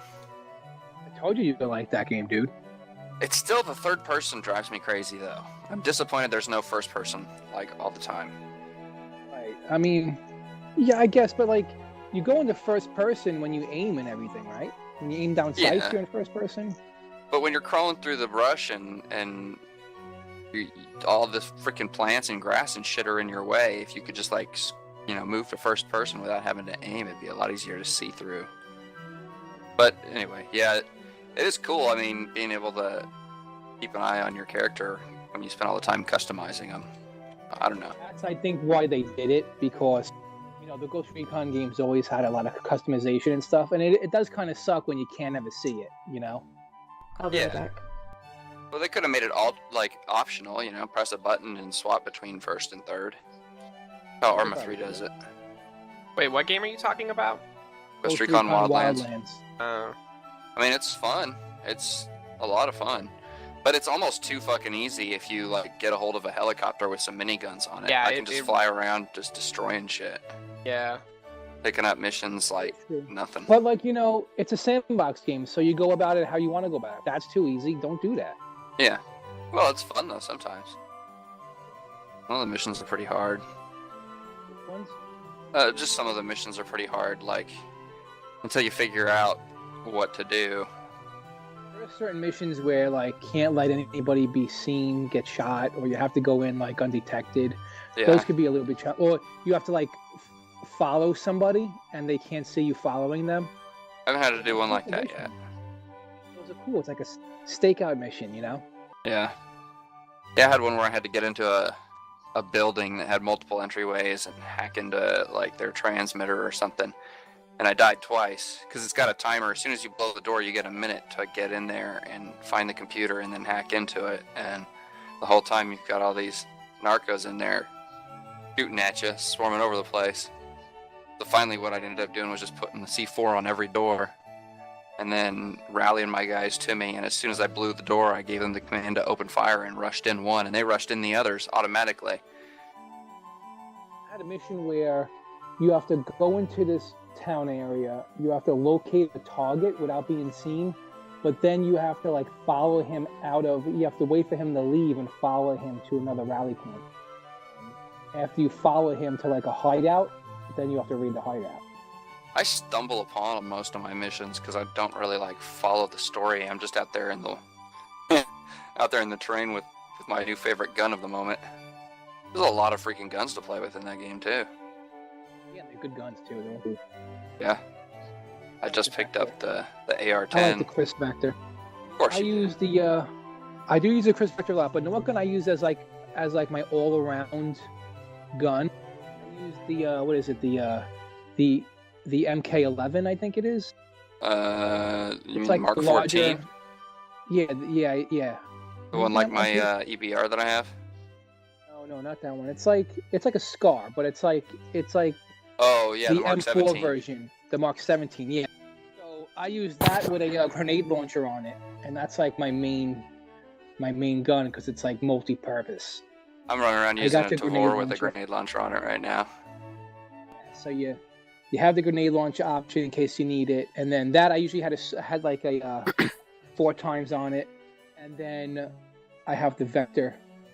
A lot of times, dude, I would take the small sniper rifle, the little full pump sniper rifle, and just take like the AK and just rock that. And like that's like a really good combo too. Yeah, I've cycled through a lot of the guns. I did that with the AK as well. Have that and then have like the M40 sniper rifle. Sniper rifle. And for handgun, I usually go 1911. Yep, me too. The 1911 with the suppressor on it. Perfect for shooting at streetlights and brains. I was gonna say, what game are we talking about? Ghost Recon Wildlands. Ghost Recon Wildlands. So, but you're sure it's not cross-platform? Sorry, Esme, I was I'm pretty sure, thing. but you know what? Hang on, with Lee, you have to ask. Honestly, what is your Wildlands profile like? I think no, it's not, because if I want to join a game, I have to join someone. You know, someone has to. I look up their PlayStation name, so I doubt it. I doubt I can join a PC game. Like when you go to load into a game, multiplayer option, you could join in on like whatever friends you have on PlayStation 4. Okay, so it's part of your friends list is incorporated. Yeah, basically. Yeah, too bad. I've been thinking about getting back into Fallout 4. It's on sale right now on Steam. Oh, there you go, Fo. You said next time it was on sale you're going to buy it. Now you freaking have to. I've been telling you to buy this game forever. I never stopped playing Fallout 4. I played it for like 8 hours yesterday. Yeah, Skyrim's better. I had it on PS4 and never really never bought it on PC, but I was going through Steam today and it's on sale till Monday. The Game of the Year edition's on sale 58% off. Yeah, there you go, man. That's the way to do it, right there. So all the DLCs and everything. $58 instead of 110. Yeah, for sure. Here, Beck. And We're you just waiting on promo. Literally thousands of hours worth of gameplay right there. Oh yeah. Yeah, I definitely. Man, definitely I beat think it about already 20 times. You don't beat Fallout. You just keep going. Yeah, but you No, can no. do so many I haven't different played it. things, like different ways of playing. Oh yeah, and there's so many I haven't played miscellaneous that and kind side of quests and free Mhm. quests and all kinds of shit that you just like happen across. You'll never run out of stuff to do in Fallout 4. On my first playthrough, I kind of just got sidetracked doing all the side quests and never settlements. You actually want to talk about finished. getting sidetracked? Shit. Yeah, never actually finished beating the game. Yeah, because you spend all your time building your settlements and like getting your settlers all hooked up and giving them jobs and giving them gear and. So much to do, so much. Oh, Goon, can you fix my vaults, please? What's on your vault? They look ridiculous. Crazy nature guy. I suppose that's a name. We're fighting breast cancer. I'm not sure I get the reference. I turned them pink. Oh, okay. Painted all my vaults and lights and everything pink. I thought pink was the Canadian national color. I don't think. I don't think there's think a that's color the for thing. surrender. Yeah. Okay. Well, I'm kidding. That's the French. Can you unlock the cooker? No. Can you fix my vaults? Yeah, no, I'm definitely thinking about getting back into Fallout 4. But I feel like if I get back into Fallout 4, everything else is just gonna fall off. How it goes, man. Just stay with PubG. Tell you what, though, I'm getting hooked on this Eve. See, PUBG still is haven't pretty done it. good, but I like to play the original game, Fortnite. The one that they, We basically played made that off with. of. Fortnite is Look. lousy. Like, Fortnite is trash on its own. I can't believe like PUBG copied off of Fortnite. Like so messed up. You just stirring the pot there, Phil? Yeah, I'm stirring the pot. It's fun to Making do. that soup. What's going on? Whatever. They all copied off of freaking Armor anyway. So Yeah, but some Arma mod, the Arma Battle Royale, was made by the dude who worked on PUBG, Player Unknown. Yep. Yeah, he made the Battle Royale what it is as a game mode. Apparently he made 2 other games before PlayerUnknown King of the Battleground. Kill. He worked on King of the Kill. for H1Z1, and then I think the DayZ Battle Royale mod as well. Basically, whatever major Battle Royale mod or game has come out recently, there's a huge chance that he worked on it. Sounds like he's a one-trick pony. Hey man, he does that one trick well. He's not a game dev. He's just some dude. Pretty good trick, He though. develops games and he does it professionally. He's a game dev. Yeah. Now he's a He game doesn't dev develop. now. He's like a consultant for the company that makes it. Bluehole makes the game. He's just like, they're using his name as like a, I don't know, brand. Blue hole. That's so silly. They call themselves Pink Hole. I don't know if I call him a dev. Don't call me late for dinner. Waiting for my cough drop to kick in. All of a sudden, I haven't had any coughing fits until I sit down to record, and then I'm like coughing like I've smoked a pack of cigarettes or something. I did the opposite about a half hour ago. I took a Benadryl. God, I think is it just worse this year then? Is that what you've been running into, Lee? Yeah. Yeah, my allergies have been God, bad it's too this year. horrible. Oh, yeah. Agreed. Makes Like, my your eyes throat so feels all- sleepy. Clogged up and Yeah. constantly draining and shit. I've started taking apple cider vinegar and honey with warm water like 2 times a day. That's good for your stomach. That's supposed Yeah. to help for allergies. Yep, it's supposed to help for allergies, and also you can a whole bunch. You can also mix it with baking soda if you have like and put it on your face like a face mask if you have problems with like acne. You can spray it up your nose with a cup of water and a teaspoon, a cup of water. I've been doing that too. That's Let me tell you. Oh, Yeah. it hurt I the used first to- time because I put too much in it, and I was like, oh, I'm dying. I used to do in a 2-ounce shot glass, 1 ounce of lemon juice, and Oh, 1 God. ounce of apple cider vinegar. Oh my god. I just put rubbing alcohol in a little. What is going on right up here? I just put turpentine in my nasal spray.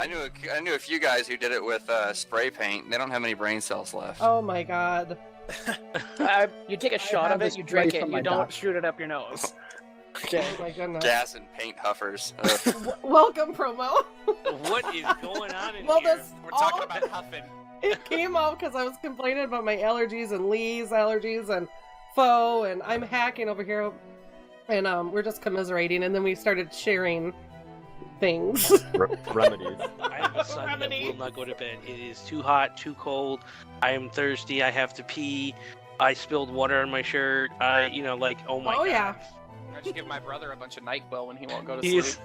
and he's Oh my literally goodness. calling me right now. Have we started the show officially? Or... No, we're just waiting for you. Oh, I'm Well, sorry. in a sense, it's been recording. Yeah, so we've I'm sure been there's plenty of recording. material to be worked in there. Yeah, I so- will be putting. So, I'm Promo, pretty are you sure. saying you're getting what I got last time we recorded Rated Arc? Yeah. Exactly. It is exactly the same dose of I have excuse after excuse of why I should not be going to bed right now. Well, there's I'm nobody excited. in the chat right now because, we didn't really. We've been, recording whenever we can, so we don't really have our momentum that we had. So we don't really Yeah, have one anybody second. right now. So we Are can you start streaming? recording. People today. Should I start streaming or? You can if you want, or you don't have to. It's up to you. Are you going Wait. to be here or no? Or I'm gonna at least give you just a default image. just sending it out and then.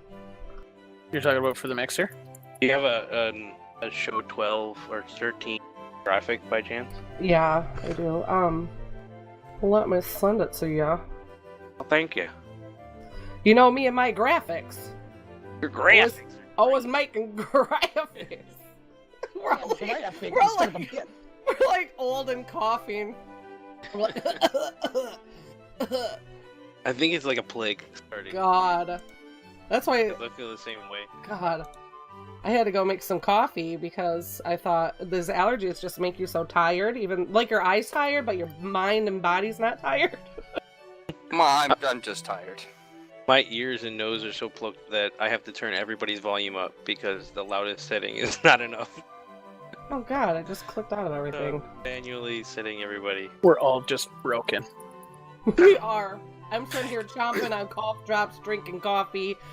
I have Puffs Plus with Vicks in it. When you need to clean your ears, just don't use a Q-tip to go all the way in because you can mess up your ears. You do that. There's a part there. Don't there's a touch the clip there. tips. There's a clip there that you just cut off the whole Q-tip part, and you just don't want to go all the way in. Yeah, just don't go all the way in there. I don't think he has a choice about going all the way in or not. Oh, Joe Fontoni or whatever his name was. It's a tip from Joe Fontoni. Joey Cologne, and let me Yeah, tell you Joey something. Cologne. Joey Cologne has a couple of tips. A1, you gotta get a good cologne. So Tip Joey Cologne is like the number guy one. that you walk past in Walmart. Joey Cologne wears brute, man. I was Don't gonna even say act like he is wears a good I was gonna say is A1 the Joey cologne that you're wears using? Dracar Norte. That's what Joey Cologne wears. Dracar A little bit of Noir. Dracar. He said Dracar Noir. Dracar Norde. Norte. He's buying knockoff Dracar Noir. Oh my god! Like half of the words Dollar on the Tree bottle special. are in Korean. Got his Dollar Tree cologne on. Do they have Dollar Trees in Connecticut, or are they banned? They do. Oh, They have okay. dollar something. I don't know what they're called. We even have Dollar Tree up here in Canada. Oh, We have Dollar really? General here in Missouri. Do you have Giant Things Tiger called- down there? We have No. things called 99-cent stores. That's what we have. What? I want a 99-cent store. Giant We have, like- Tiger's Canadian promote. Well, Is that's it? the It's joke. not See, you, the most of the graphic things in them don't finally. cost 99 cents. I remember being in the dollar store, and this dude was getting mad because we have a 6% sales tax, and or 6 cents sales, not 6 cent sales tax, and this guy got pissed off because his total was like 106, and he was really mad, and he was like, "How? Then everything should be the 106 store," and we're like, "No, dude, like that's the tax, like that's." $1.18. That's Dear the dude God. who literally had 99 cents. It was like, oh my god, I can go to the 99-cent store and Yeah, I'll be he was okay. pissed. He was an angry person. And I was thinking, I was in line, like, come on, dude. Our dollar stores now start at $1.50. What? Yeah. Why? Yep. Because we're Canadian. We gotta do it differently. Oh, okay. You guys got rid of the penny, didn't you? We did indeed. Yeah, what's that all about? They round to the nearest nickel. That's fucked up, isn't it? Isn't that kind of messed up? Was Yeah. that necessary? Sometimes you stay when We're you broke. going go to a gas, digital sometimes you currency. Over stay- time, all Everybody- the money they're fucking you out of. That's what I mean, well, like, That's the why, digital like, when you go currency get gas, age is you here. pump, like, say $20.02, right? Because then they just round it down to $20. Oh, you got a whole 2 cents on them. Only if you're Wait. paying cash, though. If you're paying debit or credit, you pay the 2 cents as well. Yeah. Well, that's what I was gonna say. Like, so that doesn't count for debit or credit, like No. digital transaction. Okay. Digital, you still pay to the penny. That's just ass backwards. The Yeah, U.S. it's kinda- is like, Should be just all or nothing. not many countries they actually include their sales tax on the price tag. Like, not a lot of countries actually put like 99 cents on a price tag and then charge you 106 Oh, really? to register. Wow. Canada still Put does. it into the I was price gonna tag. say the 7-Eleven by my house does that. They just have a price tag. They don't have the sales tax separate from the price tag. Oh, that's we wish have the way everything was is that way. separate. Oh, our sales tax, they don't tell you about it until you go to pay. Yeah. I'm gonna see if my me too. soundboard is lagging because I moved my soundboards right to my laptop. I wonder if that was lagging. And Nesma, you're talking about 6% sales tax. Here in Ontario, it's 13%. Ooh, That's bad. painful. We're here in Alberta, we're 5%. You get 13% sales tax and then no pennies for wishing wells. Very sad. It's Very 13%. sad. We're at 13%. 8.25. It's 13%, but that's provincial and federal combined, so it's Yeah, we're at like Oh, 8 okay. cents. 7 8 and cents 6 or sales something tax like too. that. Yeah, we're just 5% provincial or federal 8.25. sales tax, I think it is. Well, I'm going to test this intro to see if it. Oh, is everybody ready to go, or do you have to go? I'm still waiting on Anyways. It feels good to talk to you all again. I know, at the right? same time, You know like- why I'm never on? Well, one, because my husband's hate hours are all weird. No, because every time I sit at my desk, like right now, I had my husband used my desk as his dresser because he's lazy and I want to put his clothes away. So he piles it up on my computer desk because my computer is MIA right now. So he's like, "Oh, this is amazing dresser right here." So then when I come in, I'm like, "Fuck, I don't want to have to move everything and reconnect it because I set my laptop up and then I hook my laptop up to my monitor so I could have two." And then yeah, it's just I'm lazy. Just being lazy. I should just come in more often. What the squeeze? I get it. Because I can't play Ark, and it makes me sad. So it's like every time I go to my, it's like, it'll get there. It'll be okay someday. It'll get back. Not sweet enough. Live recording of raid. Okay, I gotta change that part. Hey, Esme, I'm just looking at the show notes. Are we doing the listener email before introducing the crew? Oh, did I put it wrong? Sorry. Yeah, I just wanted to make sure, because I'm like, I'm going to be reading the listener email before we introduce who's actually Why, on. yes. How did you... Jeez.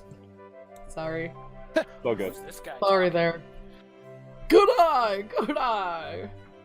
Alright, changed it. Yeah, I saw it.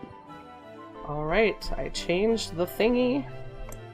Alright, was anybody going to do a co-op stream? You want me to send you the thingy?